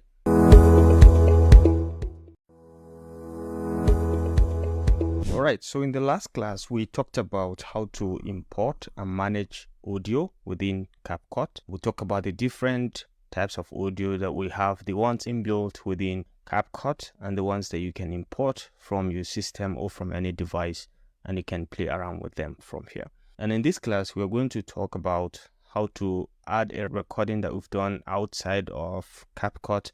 How can we import the audio and then try to see how we can enhance the audio, as well as see how we can add speed up or reduce the speed of a clip within CapCut, and try to see how we can change the voice using different features. CapCut offers this opportunity for you to change your voice using different kind of features. So to record something outside of CapCut, I've used this software Audacity. I've recorded something with it. I've recorded this, so we're just going to take in this. So let's export this. And okay, so let me just export this. So come to File, Export as MP3, and just define the location where I want to save it just here. So I can call it Recording 1. And just go ahead and save it and say OK to this. Now I've exported this in MP3, so I can come back to my CapCut, go to the media. You can import media. You can go to all. Maybe I want to import it under this. You can just right click and I can come to import directly from here. Go to my CapCut desktop and you can see it over here, Recording 1. Select it and import. Now I've imported this, so we can just select and drag and drop it into the timeline. Alright, so let me bring it here because this first timeline has been muted. So let's hear a preview of what we have created. Hello and welcome to my channel. This is just a test of audio that we want to use in CapCut just for demonstration purpose. And that's perfect, and it sounds exactly how I wanted it. Now let's select it and come to the basic editing over here. You have a number of things that you can do. For example, I want to normalize it, because here I've just normalized the profile of this sound. And then I want to enhance the voice, and now the enhancement will come in different forms. You can do noise cleanup, and you can add other things, okay, reduce noise and so on. So let's say, let me hear this after selecting noise cleanup and add this 75%, whether it has improved it a little bit. Hello and welcome to my channel. This is just a test of audio that we want to use in CapCut just for demonstration purpose. I think that's perfect. It has made a very good reduction in the noise, and it has enhanced the voice in general. So let's reduce the number and let's hear what is going to be. Hello and welcome to my channel. This is just a test of audio that we want to use in CapCut just for demonstration purpose. I think this is good. So if you want to go on and enhance, reduce the noise more, you can select this. You can see noise is reduced already, so you can just go back and let's play one more time to hear. Hello and welcome to my channel. This is just a test of audio that we want to use in CapCut just for demonstration purpose.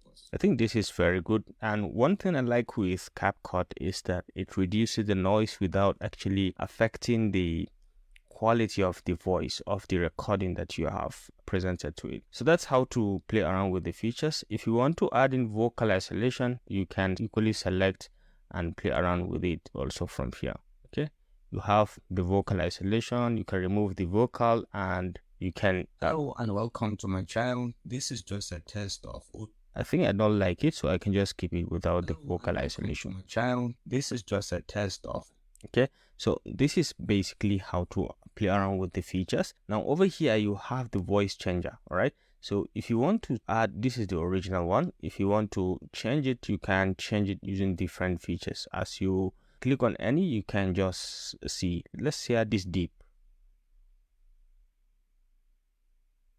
Hello and welcome to my channel. This is just a test of audio that we want to use in CapCut for demonstration purpose. I think this is too deep, but you can control the pitch from here. You can try to reduce the deepness and the timbre over here. And let's hear a preview one more time. Hello and welcome to my channel. This is just a test of audio. I think this is deep, and it's kind of completely changed my voice. If you don't know that it's me, you will not even know, because it has kind of created the change, but it has reduced the deepness. So the whole idea is for you to understand that you can change the voice and you can play around with the controls over here. You can put even keyframes to enhance or to increase or decrease the deepness of the voice at some instance. Okay, so this is voice changer. You can go ahead and try with all of these. And the last thing we will look at is the speed. You can increase the speed also from here. Let's go back to the voice changer and go back to original, because I don't want to change the voice. Hello and welcome to my channel. This is just a test. Okay, so let's go to speed. Speed is your ability to increase the speed of the clip, so you speak faster, or you can slow it down, so you speak slower. So let's have it an increase, because the normal one is the 1.0, which is a normal speed. If you make it 2.0, it's going to shorten the clip that we've just seen over here. Is the clip had been shortened, which means I'm going to speed pretty fast. Hello and welcome to my channel. This is just a test of audio that we want. I think it's too fast, so let's say 1.5 is good. 1.5. So let's hear 1.5. Hello and welcome to my channel. This is just a test of audio that we. Okay, so if you want to reduce the length also to speak more of a slow motion, you can come down to maybe 0.5.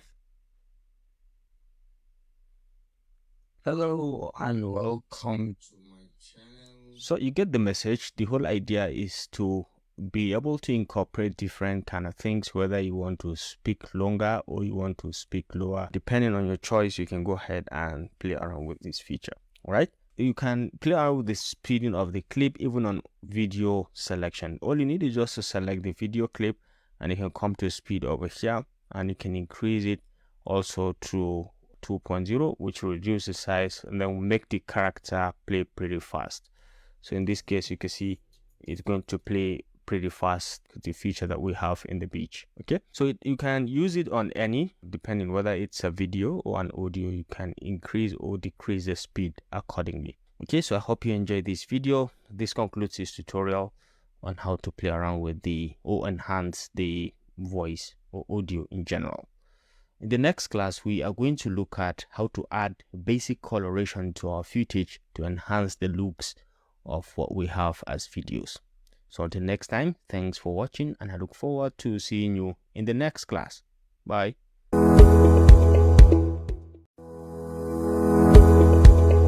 Alright, so in this class, we're going to learn how to add basic coloration on our clip and see how we can enhance the looks of our video in CapCut. So let's start with this footage, okay, that we have. This is a bit of a flat footage that I have imported at the beginning of this video.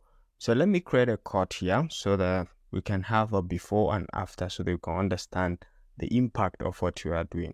So we can select this and do Command B here, so we can have this section of the clip to showcase the before, and we're going to edit this section of the clip. So selecting the clip that we are going to edit, or we're going to add the basic coloration on, we can select it and come to the properties panel over here, and then you can go ahead and come to adjustments over here. So from adjustments, you can see there are 3 different major things to touch. The first one is the basic color editing, color correction, okay, which you can do whether you have a lot. If you have a lot, you can easily bring it in. So for beginners, lots are just like preset color templates that you can easily drag and drop, and it changes your color directly without you having to suffer yourself playing around with the temperature, the saturation, and so on. With lots, you can just directly copy and paste, and you can just reduce or increase the intensity as it comes. So in this case, we're not going to use lots. We're going to use basic color adjustments. So in the adjustment, you have this much option.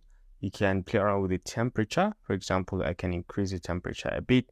I can come down here, the tint, I may just reduce it a little bit. And then the saturation, I can up the saturation for this much. Okay, so you can see we are just creating a little bit of increase.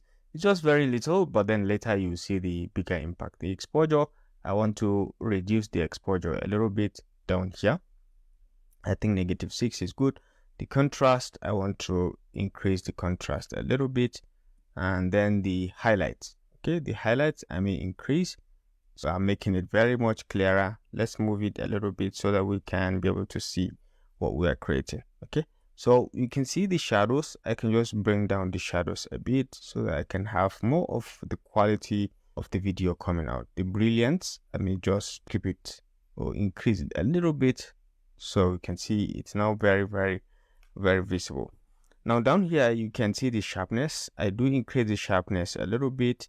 And then the particles I don't touch, the fading I don't touch. I don't use vignette, but in cases if you want to be using vignette, you can always be using vignette by just selecting, and you can see we've added some vignette. You can come down here to reduce, and then you can see you now have the vignette. But in most cases, I don't touch on vignette because it's not something I use. So this is the basic one. This is just very basic editing in the color.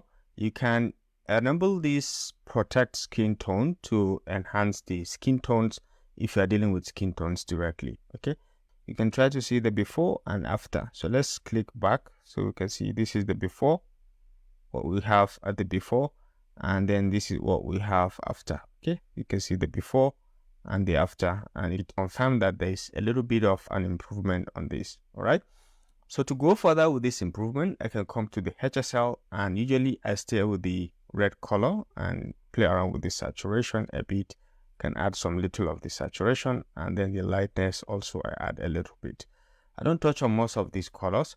So the next one I go to is the curves. The curves is very easy and it's very nice. You can select, usually we can have different kind of curve. You can see the luma curve, the red curve, the green curve, depending on what you want to enhance. In my own case, I usually do everything on the luma, so you can create 3 dots. I usually create 3 dots because my target is to create an S shape. Okay, so you can have these 3 dots. So let's come back here and try to increase this a little bit. If you go up, you can see you are going to have more of the lighting, and if you come down, you're going to have too much of the blacks. Okay, So you have to come down a little bit, and then over here add a little bit of the light. Don't make it too much, if not it's going to kind of affect what you are doing.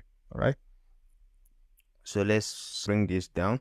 So the whole idea is just to have a bit of an S shape, so you can have it in a bit of an S shape. At the top you increase, and then at the bottom we reduce. Okay, so you have this much S shape. Okay, so we can come down and see the before and after to appreciate what we have done. This is the before and this is the after, and you can confirm to you that there's much improvement in what we have here. Okay, so it's up to you to just go on and try to see how you can play around with the different features, see what you can touch, but then pay attention to what is happening at the canvas so that you can be able to know how much of a change you're adding to your videos. Okay, so but basically at beginner level, this is how to add in or play around with the coloration within CapCut. Okay, I hope you enjoyed this video. In the next class, we're going to look at how to use CapCut to remove the background of an image or a video. Okay, so until next time, thanks for watching, and I look forward to seeing you in the next class. Bye.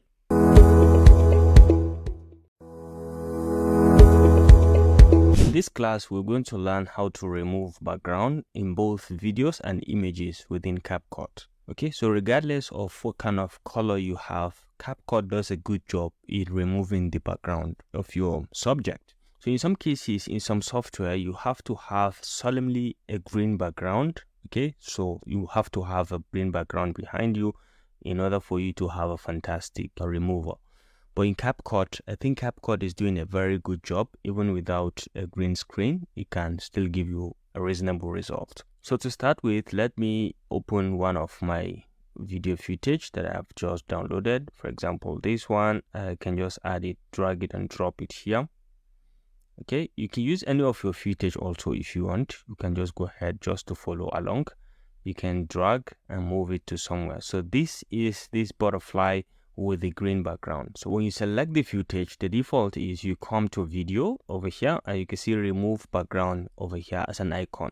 So you click on this, and then you have two methods to remove this background. The first one is you can do chroma key removal, which you have to select a particular color, in this case, that you want to remove. I think this is doing the best job because this one has some perfection in the removal, and you can increase or decrease the intensity of what is being removed. So let's try with the first option. The second option is the auto removal, which I think has no control. It does just the removing automatically. So let's start with the first case, which is the chroma key. You can select on chroma key, and then over here you have to pick the color that you want to remove, and then you can adjust accordingly using this intensity and shadow.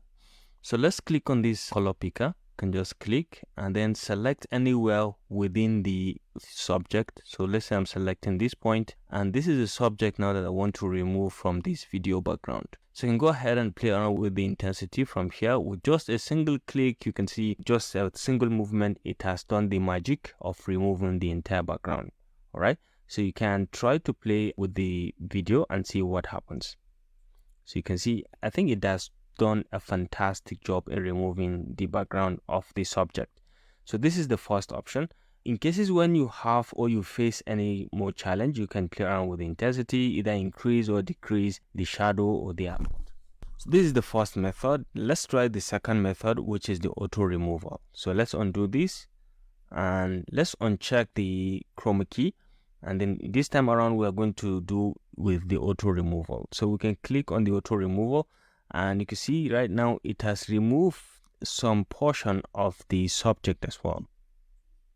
You can see it is giving us a very bad result. So to me, I prefer to use the chroma key because you have a lot of control over the subject as regards what is being removed and what is being kept. So let's uncheck this.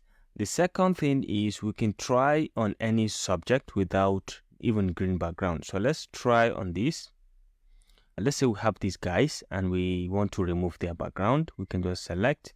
So let's try the two method. Select and go to video properties, remove background. Let's try with the chroma key in first. So we can select, but in this case, since the color is not uniform, this is where we're going to face another problem as well. So we can select the color picker and we want to remove this, and once you increase, you can see it's going to do a very bad job. Okay, so depending on the situation, you can go ahead and select whether to go with the color picker. But advisably, if you have a uniform background, that's when you can use the color picker. But you don't have a uniform background, it's better to use the auto removal. So let's use the auto removal in this case. Let's uncheck the chroma key and let's use the auto removal, and I think it has done a fantastic job. Okay, so you can see now with the auto removal, it has just given us very clear and it has removed the background very perfectly. So this is how it is done in videos, depending on what kind of video you have, whether it has a background or it doesn't have a background. Now another thing we can do, let's apply the same feature on images. So let's go back to this and then we can go to images. Let's select these guys and we can drag and drop this. Let's play here. So what I want now is I want to remove the background, but again in this case I don't have a unique or uniform background, so advisably I can use the auto removal. So while selecting, come to remove background and then you can come to the auto removal over here, and I think you can see that directly it does a good job by just removing the background directly. All right, so this is another way. And one last thing that I want to show us is that we can actually replace the background that we have, the subject that we have, with another background, just to confirm that the background has been removed. So let's say in this case we have this background, we can just drag and drop it behind this and we're going to have this. Okay, let's move this above, so we have this behind, so they appear as if they are in this particular room. You see, so the subject now appear as if they are in this room together with the kids. You can see, very nice. So this is a very fantastic feature. They appear as if they are in this room. And the same way with the other guys, you can take the background and move it here, for example, and then you can just move the subject up a little bit. Okay, so let's bring it up to here, and you can see right now it is appearing as if the three of them are actually talking in this room. Okay, so this is basically how to remove the background of both images and videos in CapCut and probably replace it with another background so it looks much more professional. So you can go ahead and give it a try depending on what you want to remove the background of, whether it has a uniform background or it has non-uniform background. You can just go ahead and play around with the different features using the chroma key if it has a uniform background, or using the auto removal if it doesn't have a uniform background. Okay, so I hope you enjoyed this video. Thanks for watching and I look forward to meeting you in the next class. Bye.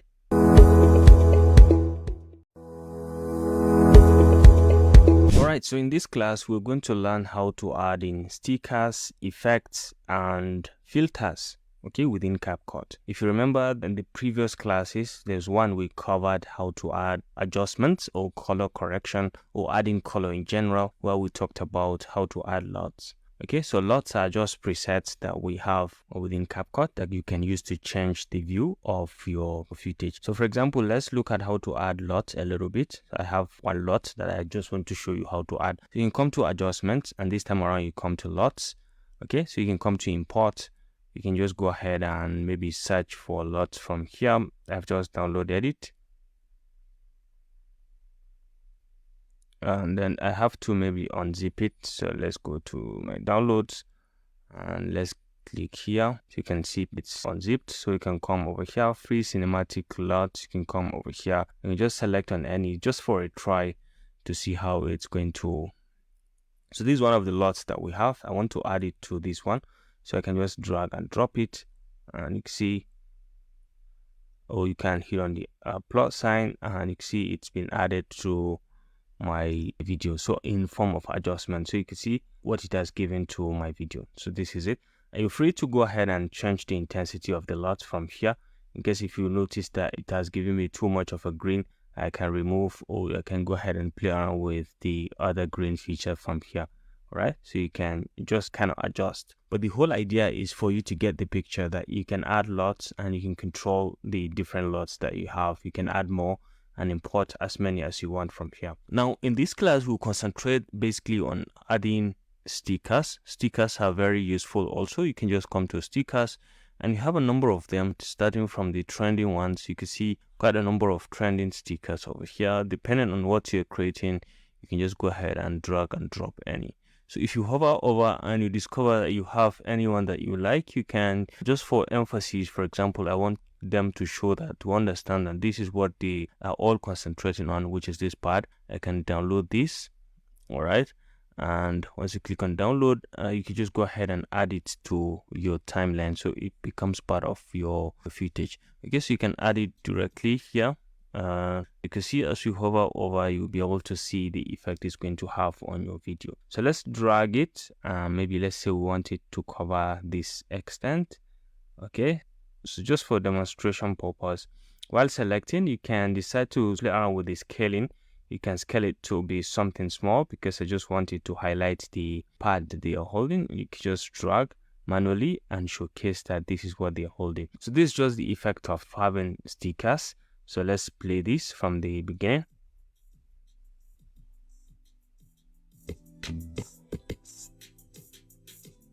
Right, so they can be very, very helpful when you are trying to demonstrate a particular or a certain concept during your editing process. You can add them. There are many of them. You can see even they come in form of emojis.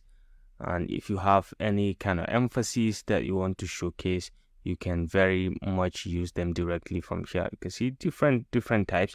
All you need is just to give it a click and just download the one that you're going to download. You can see this one is very, very useful depending on what you're trying to create. And it goes across this Christmas. If you are within a Christmas period, you can be able to use any of them for your content, and they give out very, very professional look. So that's stickers. We have effects also. If you have any kind of effect that you want to add to a specific track or to a specific clip. So you can see this one, for example, there are different kind of effects. As you hover over the effect, you'll be able to see what effect it's going to have on your video. So let's say for this one, for example, it's going to give us this happy birthday sign, all right, on our video. So when you select this, you just download it and you can click on this, and it's just going to add this very Christmas collage effect. All right, so you should be able to see the effect. Okay, I think that's kind of cool because it shows the Christmas effect, and I think you get the message. That's how to add an effect. Let's try to add one more so that we can at least be able to picture what we are saying. Like this love sign, you can easily download it, and then you can just... All right, so let's click on this to add it, the plus sign. Again, you see we've just added it, and let's see what it does to our clip.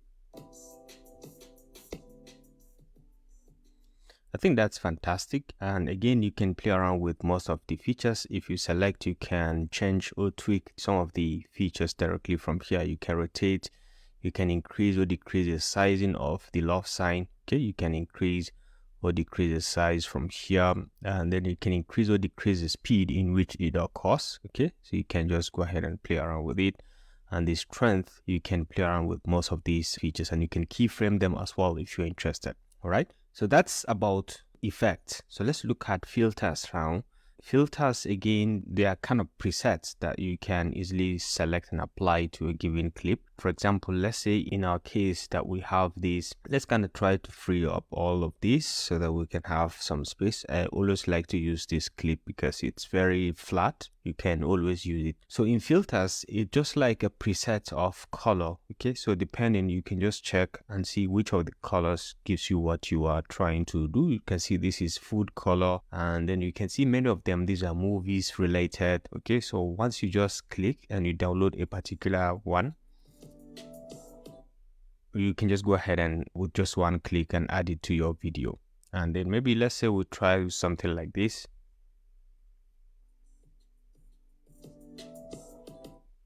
And you can see with just that click, it has added some effect to it, and you can come to the plus sign if this is what you want, because with the downloading, you'll be able to see the preview of what it's going to do to your video. I think at this moment, this is not what I want, so we can just search for something simpler that can actually depict what we are trying to add. So let's say something that could make it lighter and more colorful. All right, so let's just come down a little bit, or we can go up to just search for one more. Let's say this one. Or this, yeah, this I think it's kind of cool. So let's see. Yeah, so I think this is cool, but we just have to make some adjustments to it. So we can just hit on the plus sign. We can see now we've added it. Now it's up to you to play around with the intensity, all right? While selecting the effect or the filter, you can come to the properties panel over here and you can see the effect right now, it is at 100%. You can just tweak it to reduce the effect that it's going to have on your video. I think this is a bit cool. But usually I'm not a fan of filters because they are strong presets that you can actually hardly control. Okay, most of the effects that you may have are not going to be perfectly, because depending on the kind of clip that you have, I rather kind of use the adjustments to change my coloration and so on. I prefer to use it manually. So you can check around depending. If you like any that you've seen, you can easily start it also and make it part of your favorites. So let's try to see this one.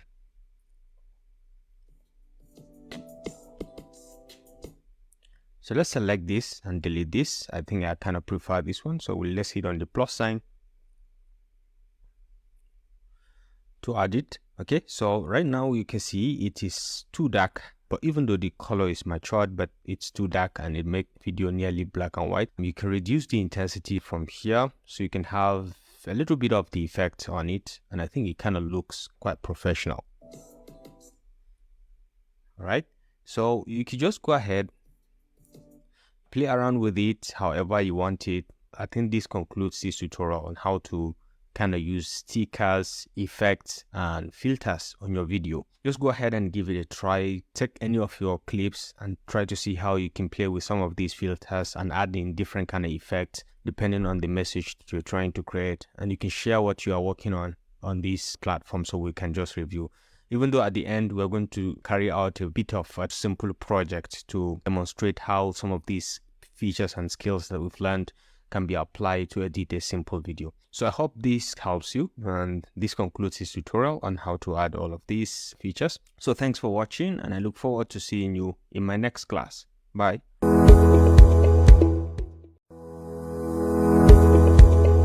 Okay, so in the last class, we talked about how to add in different kind of stickers, effects, and filters within CapCut. And in this class, we're going to talk about how to add in different kind of captions, both locally generated or locally imported and automatically generated. Now, in this case, I want to use this sample recording that I have recorded with my microphone, okay, from the Audacity software that we've used. This simple introduction and some little voiceover that I made with Audacity, I want to use it as my source to just generate the captions on it. So let's start with the local one. If you have generated the caption, maybe somewhere, you have it documented somewhere, you can all the way come to the text over here and you can see local captions over here. So if you have it saved in .srt or .lrc format, you can just go ahead and say import, and you can navigate to wherever you have this file saved and you can just import it directly and manage it within this media. Okay, so it's very easy and it can easily help you to synchronize across, okay, the clip that you're working on. But in this tutorial, we're going to focus mostly on auto caption. Okay, so we have selected this clip that has some words, because most of these ones that we have don't have any word in except background music. But this one has specific words, so that's why we select it, and then we can come to auto caption. Now, once you're in auto caption, you can select the language that you want to translate to. There are multiple languages that you can easily translate to, depending on strictly what you are trying to create. Now, in this case, we're going to focus mainly on English language. All right. Now, you can select to clear current captions. If you have some captions available, you can easily click on this to clear all of them. But in this case, I don't have any captions generated, and I can just go ahead, select the clip that I want to generate the captions on. I can just go ahead and say generate and just give it some seconds, and it's going to do the captions and just automatically transcribe or generate the captions for me. You can see now within very few seconds, it has generated the captions. Now, it has not only generated the captions, it has given us all the properties, these much properties that you can change as regards the font style and all of the text editing features regarding these very captions. You can see it has created a specific track for the captions. Let's try to play to see how fantastic this could be as regards accuracy and how it's being generated. So let's hear this. Hello and welcome to my channel. This is just a test of audio that we want to use in CapCut just for demonstration purpose. I think this is fantastic. It has helped us to generate the captions very, very perfectly. Now you have the option to select any of them, and you can come over here to basic text. You can change the font style. Okay, if you have any font style that you're targeting, you can easily change it. The sizing, the font size, you can easily select and change it. Also from here, you can just go ahead and select, and you can change the sizing accordingly. I kind of like what the sizing that they have here. And if you have any position, any pattern that you want, maybe you could bold, you could italize, you can underline, you can put in all of these features if you are interested. And then the casing, you can use uppercase, lowercase, and you can change the coloration to any color of your choice. But based on what we have, for the fact that we are working on a blank background, which is black, I think white color is fantastic here. Now you can change the character number and lines, and then the alignment, you can align left, right, and center. I think center is perfect. And then the preset styles, you can check from the available preset styles, okay, depending on what kind of presets you want to work on. So the yellow color also is good on black. You can change and you can scale it up or down using the scale feature. Okay, scale it up or down. And the position, you can manually on your own change the X and Y axis, as well as the rotation. You can rotate to any angle of your choice, as well as the pattern. Okay, so you can change, you can align left, right, center using some of these features. All right, and then over here you have the blending feature, the opacity. If you want to add in stroke, you can just click to add stroke and change the coloration of the stroke, maybe to something like a white color. And you can see right now, and you can play around with the intensity of the stroke also from here. Okay, you have so much control as regards the properties of the text. If you want to add a background, also you can add background and change the coloration of the background however you want it. So much control that you can do if you want to have the glow effect, the shadow effect, and so on. So you can just go ahead and customize and play around with this as you so wish, depending on what you're creating. You can just go ahead and generate your captions with it. So I think this concludes this tutorial on how to add captions, be it manually or automatically generated within CapCut. I hope you enjoyed this video. Thanks for watching, and I look forward to seeing you in the next class. Bye.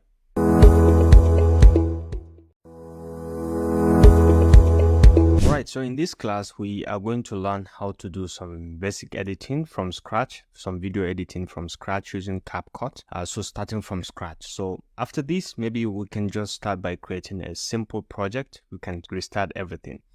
So to create a simple project and restart everything, you can come to the file over here, and you can say new project. And then you can say, yes, are you sure you want to create a new project? I can say okay to this.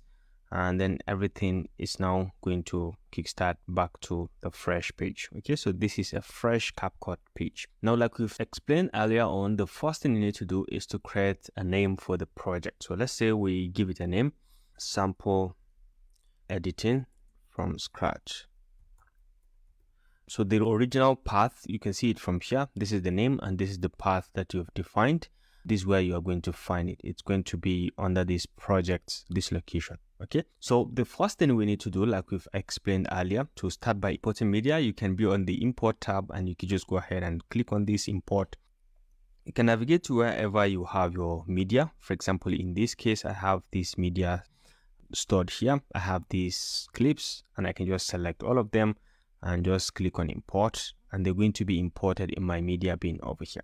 So the first thing I need to do is, this is just like a mini video that I want to create. I can on my own select the area. You can double click to start playing on the panel so that you can define the area that you want to carry out. Okay, so at this point, I want to see from this point, I can just hit on the letter I to define the in point. Okay, and then I can allow it to keep playing, maybe up to somewhere around here, and I can just hit on the letter O to define my out point, and this is what I want. So I can just click on this plus sign to add it to my timeline. So I have this as an intro sort of into my video, and then I want to add these guys because they are kind of swimming. So I want to add everything, and I can just drag and drop them here, so demonstrating that from this view of the overall sea, then these guys just suddenly jump into the water, and the having very good view underneath the ocean. You can see what they are seeing. But then I want to add another feature. For example, this video, I want to add it at this point, so I can just click to add, And you can see I've added this video, and I don't want it to be this much long, so I can use the Command B to create a cut here.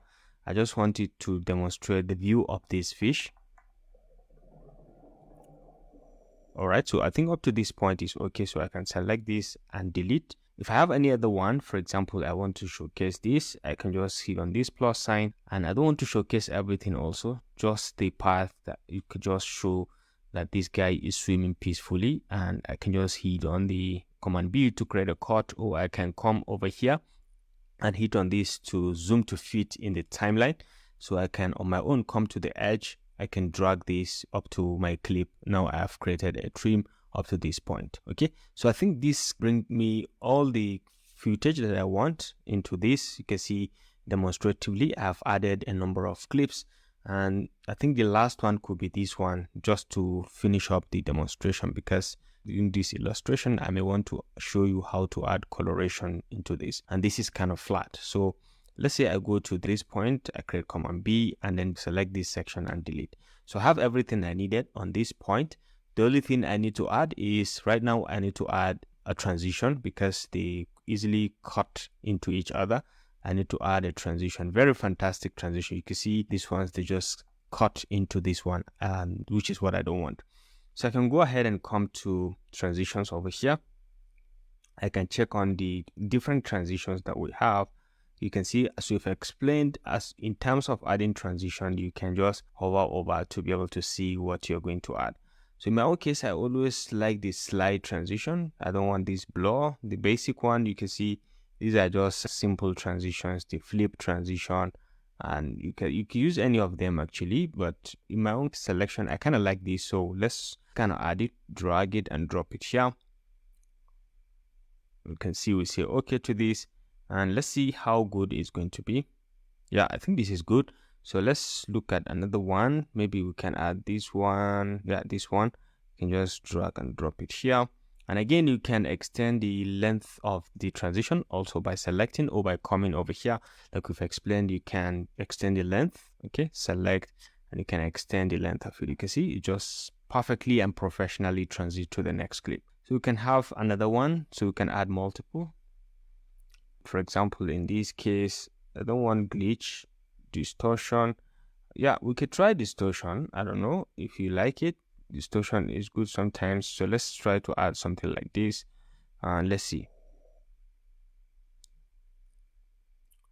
So you quickly distort into the other image. Yeah, you can see, I think this is fine. So you can add as many as you want. This one, this vintage, you can use it also. So let's see this one. I think we can add this here. So now we have finished adding all of our transition. The next thing is to make more meaning to this. Let's add a background music to this. Okay, we'll bring it to the beginning, and then we can go to audio and we check the library. Okay, sound effects. If you want to have sound effects and so on, you can just go ahead and select any one of them. In my own case, I want to add just a background music. Okay, so background, and hit on enter, and it's just going to search for me and bring out a background. And one of the ones I like is this best for video background. Like we've explained earlier, you can just start it, or you can hit on this plus sign to just directly add it to your video clip. So we can come over here because I want it to end here. Select this, use Ctrl B to create a cut, and select the other side and delete. Now, one thing that I have explained, which I'm going to use this also because the sound is very, very loud. I want to introduce the fade in and fade out. So we can select on the clip, come to the properties, and you can add, the first one is we can reduce the volume. If you want, we can reduce the volume. And then we can add in the fade in. You can see it from the left hand side here, and we can add the fade out as well from the right hand side. Okay, in most cases I want them to come together. So you can just hear the overview, how it starts from 0 and goes up to 100, and then goes from 100 down to 0.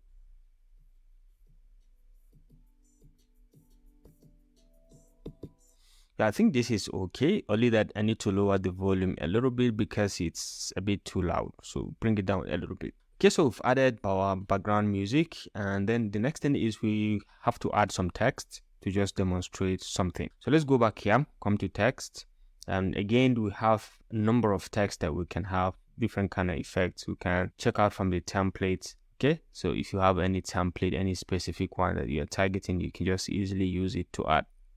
So let's say we just want to demonstrate something like welcome to Langkawi or welcome to the Cameroon Highlands. Okay, Cameroon Highland is one of the islands that I've visited also. So let's select any of the text, assuming we want to use this one. All right, so you can just directly select to add it. I think I kind of like this because of the coloration and the input. So 30 minutes. So let's say welcome to here. And then over here, cardio hit. So let's say Cameroon Highlands. Okay, so down here we could just put in Malaysia, for example. All right, so let's hear this and we can extend how long this is going to be. Let's say it's just going to be from the beginning up to probably up to this point. So let's play.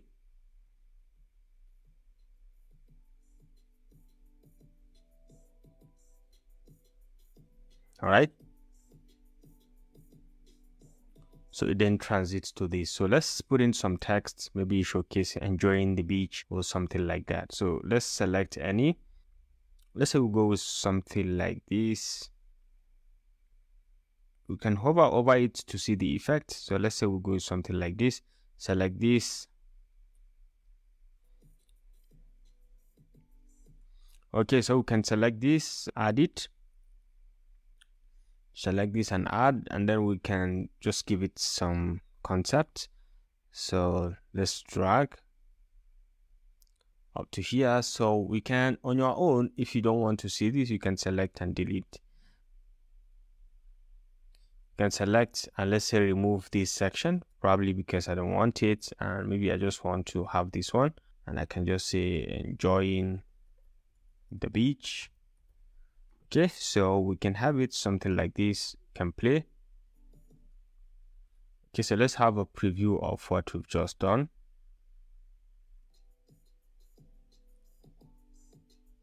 I think that's good and it kind of looks perfect. We can add another one if you want.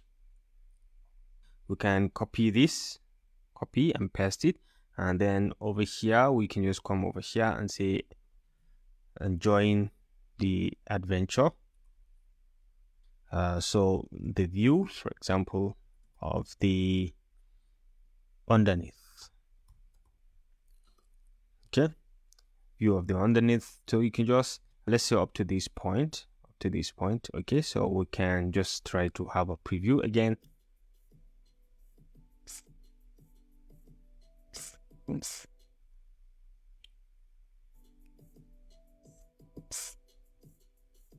So you get the message. So this is what we want to just keep adding. You can keep adding whatever you want. So you can see, come over here, and if you want at this point, you can use plain text.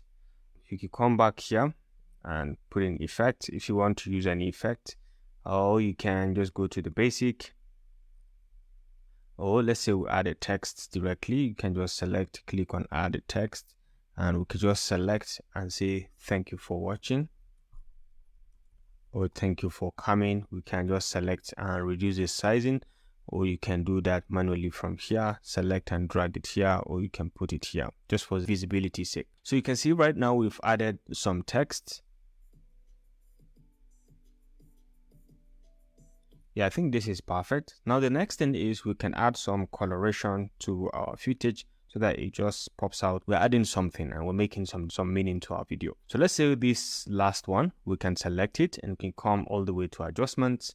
If you have any lot, you can go ahead and add the lot directly. Like we've explained, you can add this lot, or if you have anyone that you can import, you can just go ahead and import your lot directly and then use it on this video. But for the purpose of this, I just want to use my own normal adjustment. So I can come over here to adjustments and I can come to the temp adjustment. I can increase the temperature a little bit.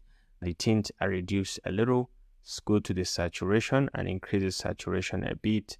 And then the exposure, I can lower the exposure so it becomes a bit darker, increase the contrast a little bit. Okay, so you can be able to see even the highlights. I can increase the highlights so we can see clearly. The shadows, I lower it a bit. So you can see the clarity of the video, it's popping out a little bit. The brilliance, I can reduce if you want. Make it too much, it brightens out too much. So I think a little bit of this is okay. You can sharpen a bit, so everything, all of the components become sharper. And the particles, I don't want to add much. The fading and the vignette, I don't add much here.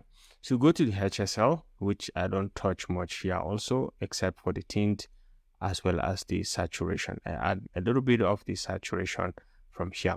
We go to the curves, which is the last part. So we create, like I've explained in the other one, we have like 3 to 4 points. So we can create a little bit of an S shape.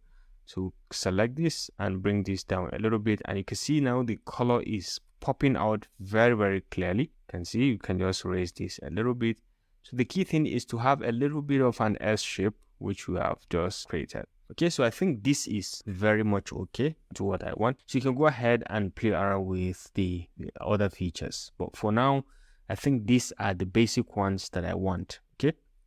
If you want to add any recording, if you want to have any recording in the background, you can go ahead and add it directly. But at this point, at this moment, I don't want to add anything. These are the basic things I want to add. You can go ahead and experiment with your own and see what you can add for your project. So I think this concludes this tutorial on how to just create a project and then add in some of these basic things that we've learned through this course. Okay. In the next class, we are going to look at how to export this our creation in different formats within CapCut.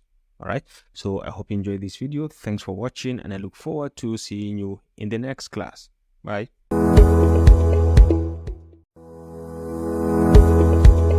Alright, so in this class, we are going to learn how to add in keyframes, okay? Keyframes are very, very important to showcase some part of a clip or to show emphasis on some part and maybe zoom in and zoom out in CapCut, okay?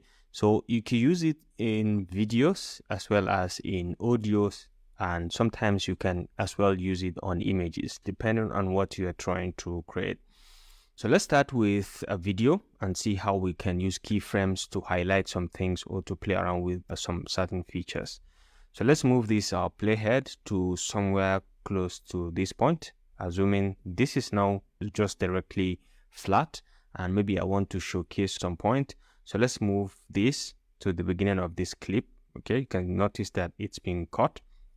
So let's say from the beginning here, I want it to start by selecting the clip. We have its properties over here. The factor I want to use is the scale factor. So at this point, I want to just add a keyframe to show that I want the clip to stay at this point, and then I can move it to any location of my choice from here. And let's say from this point, I can add another keyframe easily. So if I move a little bit, that's when I want it to have an action. Okay, so just a little bit, maybe 1 or 2 frames.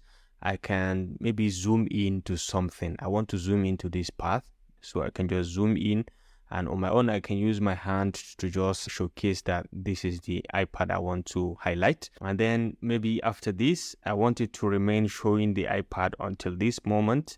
Okay, it can continue to demonstrate the use of the iPad, so I can add another keyframe. Right, so it's going to remain showing the keypad up to this point, and then from here I can just make one small move, maybe 1 or 2 keyframes, and then I can add another keyframe and probably bring this one to 100. Okay, so when I double click, it goes back to 100, so I can just resize it and make sure it clips like this. Okay, so what I'm trying to say is, well, what I've just done is that I started from 0 when there's no any scaling up, and then I move to this point where it remains at 100, then it zooms in to show the pad, and then up to this point, and then it zooms out. So let's have a preview of what I've just done.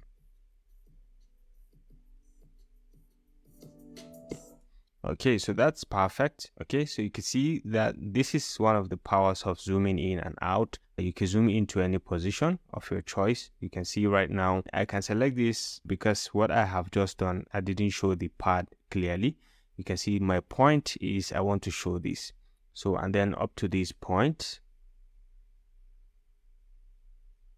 I want to show this up to this point. Okay, so this is my point. I just want to show this up to this point. All right, so you can check, you can see the zooming in at this point is what? Let's see, at this point the zooming in is 214, and I want it to continue up here to 214, and then it starts zooming in back to 100. Okay, back to 100. So from here, it zooms back to 100. All right, so let's say from here, I can create another keyframe over here. So let's add another keyframe, and then we can now zoom it back to 100, from 214 to 100. Okay, so you can see right now it has zoomed back, and then we can just adjust it to this point. All right, so right now it's set. So when we try to play this from the beginning, let's see what I have just done.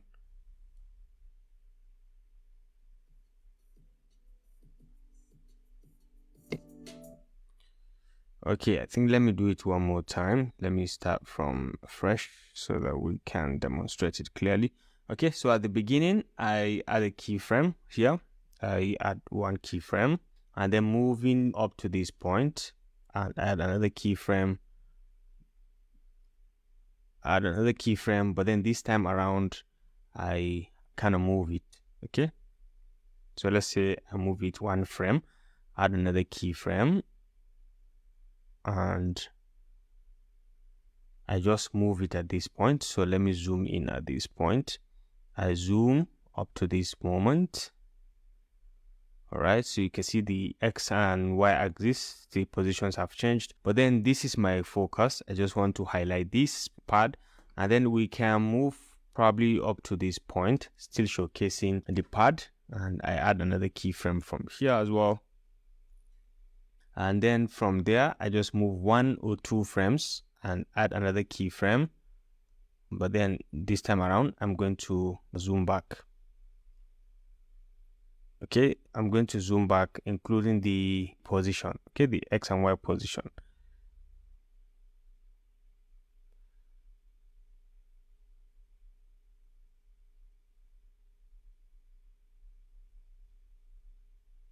So let's go back to 100.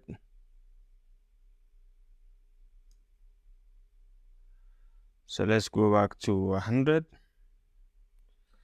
And then I can move this. I can move this up to here.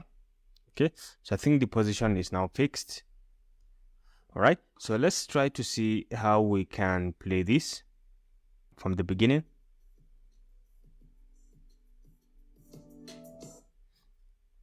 So you get the message. It's just to showcase that we have used the keyframes to zoom in and out of some features within our video clip. Okay, so let's add the same keyframe, but this time around on our audio, like we've added. I've shown that when we were adding this background music, but then I want to show it again using this particular voiceover that we've just recorded. So I zoom in at this point, at the starting. I want to maintain the volume. I want to add the effect on the volume. So I can select the clip. I can come over to the basic. You can see we have volume. I want to keyframe on the volume only, and then you can see we've added a keyframe. So we move up to this point and maybe add another keyframe, but then I want to change in the volume. So from that point, I want to bring down the volume, you can see, or I want to bring up the volume, you can see. If you want to have a sharp increase, this is gradual increase, and then you can move to this point. Maybe it's going to remain on this, and then up to this point, I can just add another keyframe and then sharpen out. I can add another keyframe, just 2 frames after this, and then I can zoom out maybe up to this point. I can just add another last keyframe. So what this does is you can on your own manually from here reduce this. Okay, so you can see we have this flat nature up to this point, then suddenly the volume increases and then it decreases down like this. So if you want, you can use this one also to just maintain the position, or you can decide to move this, so you can have, or you can move here. You can create another one so that you can see the rise in the sizing. Okay, so you can see it just gradually rise again, probably, or it's just go back to the way it was. So you can hear the sound like we've explained. Hello and welcome to my channel. This is, so it went so high and very loud. You can allow it, then you just notice the sudden drop in the audio. just a test of audio that we you can see it suddenly gradually dies down because there's a keyframe and it affects the volume of the audio. So you can see. So the whole idea is to be able to use the keyframes to vary the position of the audio, or to apply it to change the scaling. And you can apply it on any effect. You cannot apply on fade in and fade out, but you can apply on other features. For example, let's check the voice changer. No. The speeding, no, you cannot. Only the volume you can use keyframe on. But on the videos, you can be able to add keyframes on even rotation and so on. You can see on the position, you can add keyframe as well as on rotation. So let's try one more time to see how we can add keyframes to this very clip. Okay, so assuming we select this clip and we want to add, but this time around I want to keyframe even the position. Okay, so I can select this and let's say we add the keyframe, we come to basics and we can say we want to add keyframes as regards scaling, which is the size, and let's say position as well. So we add scaling and position. So let's say we keep it fixed here up to this point. We can still keep it fixed by adding another keyframe to this as regards both the scaling and the position. And then we can move to probably 1 or 2 frames after this, and then we can zoom in. Okay, so you can see we've zoomed in, but then our focus is the pad. So you can see we've moved the pad, and because we have really used the keyframes on the position as well, you can see right now everything is being monitored. Now from this point, I want it to stay on this showcasing the pad up to this point, and then I can add another keyframe on the scaling as well as the position. Okay, so then after this, maybe I add 1 or 2 frames, and then I can probably put in another keyframe on both the position and the scaling. And then this time around, I'm going to come back to 100, which is double clicking on this. It's going to bring me back to 100, and then I can drag and bring it to normal. Okay, so let's try to play this so that we can see how we showcase, or we cannot directly show the pad that you are working on, and then it goes back to the normal. Hello, Let me mute this and let's play this one more time. All right, so this is very, very perfect, showcasing the iPad, the pad that you're working on, and then going back. Just take a look at the zooming in.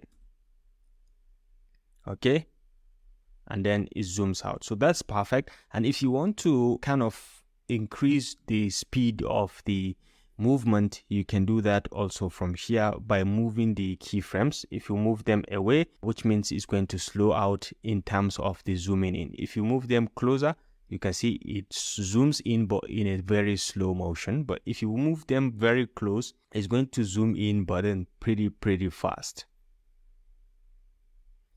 You can see very, very fast. So that's basically how to add keyframes on different objects or on different clips, be it a video or an audio.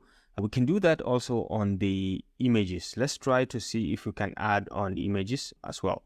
So let's have this, and let's say we drag this and drop this here, and on the image you can do the same just like the way you've done on the video. So you can select, you can see you can keyframe all of this, you can do the position and the scaling as well just like we've done, and you can move this. Let's say we maintain this up to this point, we add another keyframe, but then this time around we want to showcase this small girl, so we can just zoom in up to this point, then we can add one more keyframe the position and the scale, but then we can zoom in, but our focus is on this small little girl. So we can see we've zoomed into her, and then we can just move to maybe this point probably, and then hit on the keyframes as regards position and the scaling. Now we add one more keyframe just to demonstrate what we want to do. So to this point, and then here I want to scale it back to 100 and then move the position it to the endpoint.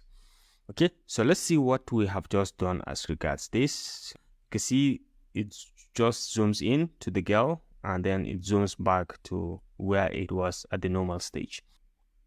Okay, so you get the message. So this basically concludes this tutorial on how to add keyframes on both images, videos, and audios using CapCut. Hope you enjoyed this video. Thanks for watching. And in the next class, we're going to look at how to do very basic editing from scratch. We're going to import some media and we're going to carry out some of these key simple tasks and skills that we've learned, so we can see practically how we can demonstrate and do some basic editing from scratch. So I hope you enjoyed this video. Thanks for watching, and I look forward to seeing you in the next class. Bye.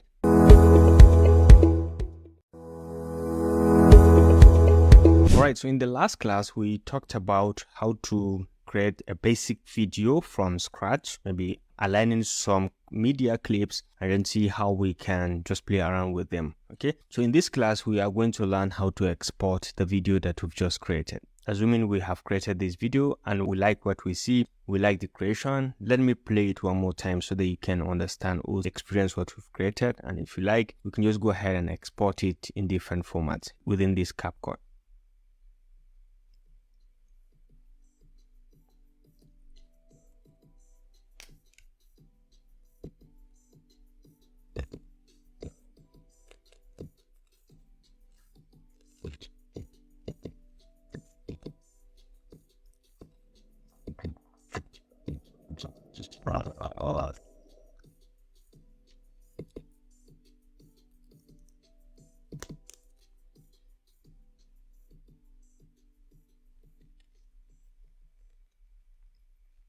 Alright, I think this is perfect. So the next thing is, assuming I like what I see and I just want to export the creation that I have just done. In CapCut, to export, you can just come to the top right over here. You can see export and you can click on export. And then you can go ahead and define some of the features that you want to define as regards the export. The first thing is the name, which we have given at the beginning. And the second thing is the location. Where do you want to save this export after the exporting? You can click on this file to kind of define the exact location where you want. You can navigate around.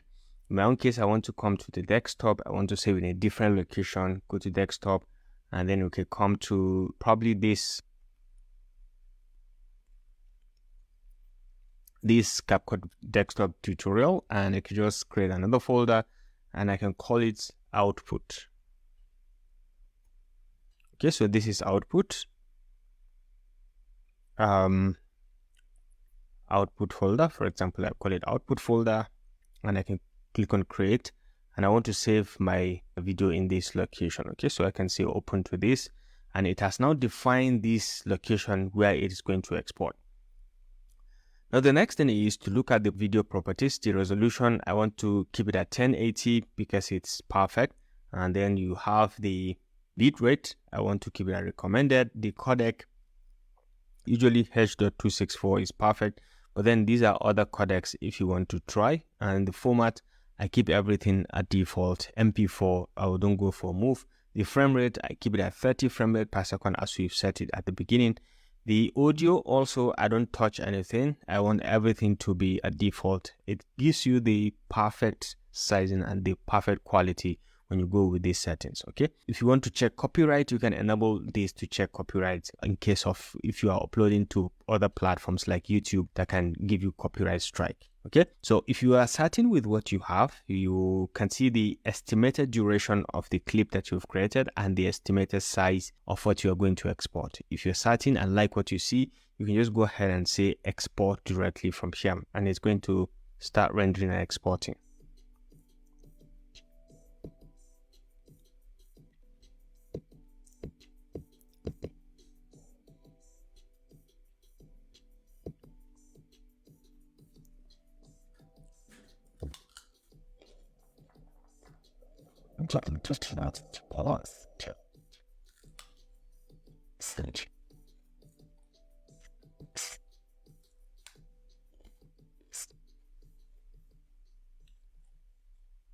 So if you want on your own, you can link up your TikTok account or your YouTube account, and you'll be able to export directly to those accounts. You can define the privacy from here, whether you want it to go public or to stay private, and then you can add some other features from here. Once you click on share, it's going to share on your TikTok as well as on your YouTube channel from here, but you have to be signed in. So let's give it some seconds to finish up the rendering and generating the video, and I'm going to play it at the end of this. Okay, so this concludes this tutorial or this class on how to export your videos from CapCut to your system. Okay, in the next class, we're going to look at just general conclusion about the course, and then maybe a simple project demonstrating what you have learned that you undertake, just to demonstrate that you understood some of the concepts and skills that we've learned through this course. It's going to be a mini project that you can participate on. So I hope you enjoy this video. Thanks for watching, and enjoy watching the little creation that we've done in this sample video editing from scratch. So see you in the conclusion class. Bye.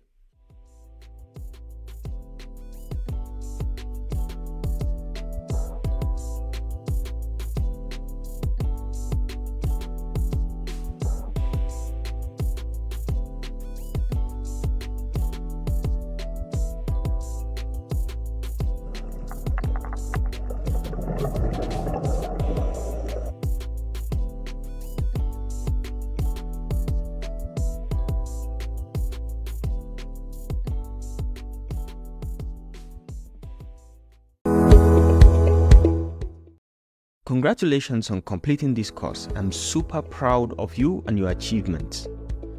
As you bid farewell to this course, remember that the journey doesn't end here. It's just the beginning of your cinematic adventure. Keep experimenting, stay curious, and let your creativity soar. Now let's put your skills to test with a hands-on project. I want you to create a 1-minute video that tells a compelling story using the skills you've learned in this course. Infuse your personality, experiment with transitions, play with sounds, and showcase your unique style. Don't forget to share your project in this course community. Your creativity might inspire others on their own editing journey. Sincerely, I would like to appreciate you for being with me up to this point, and don't forget to always reach out if you have any challenge. I'm just a click away and I can provide you with the support you need. So thank you once again, and see you around.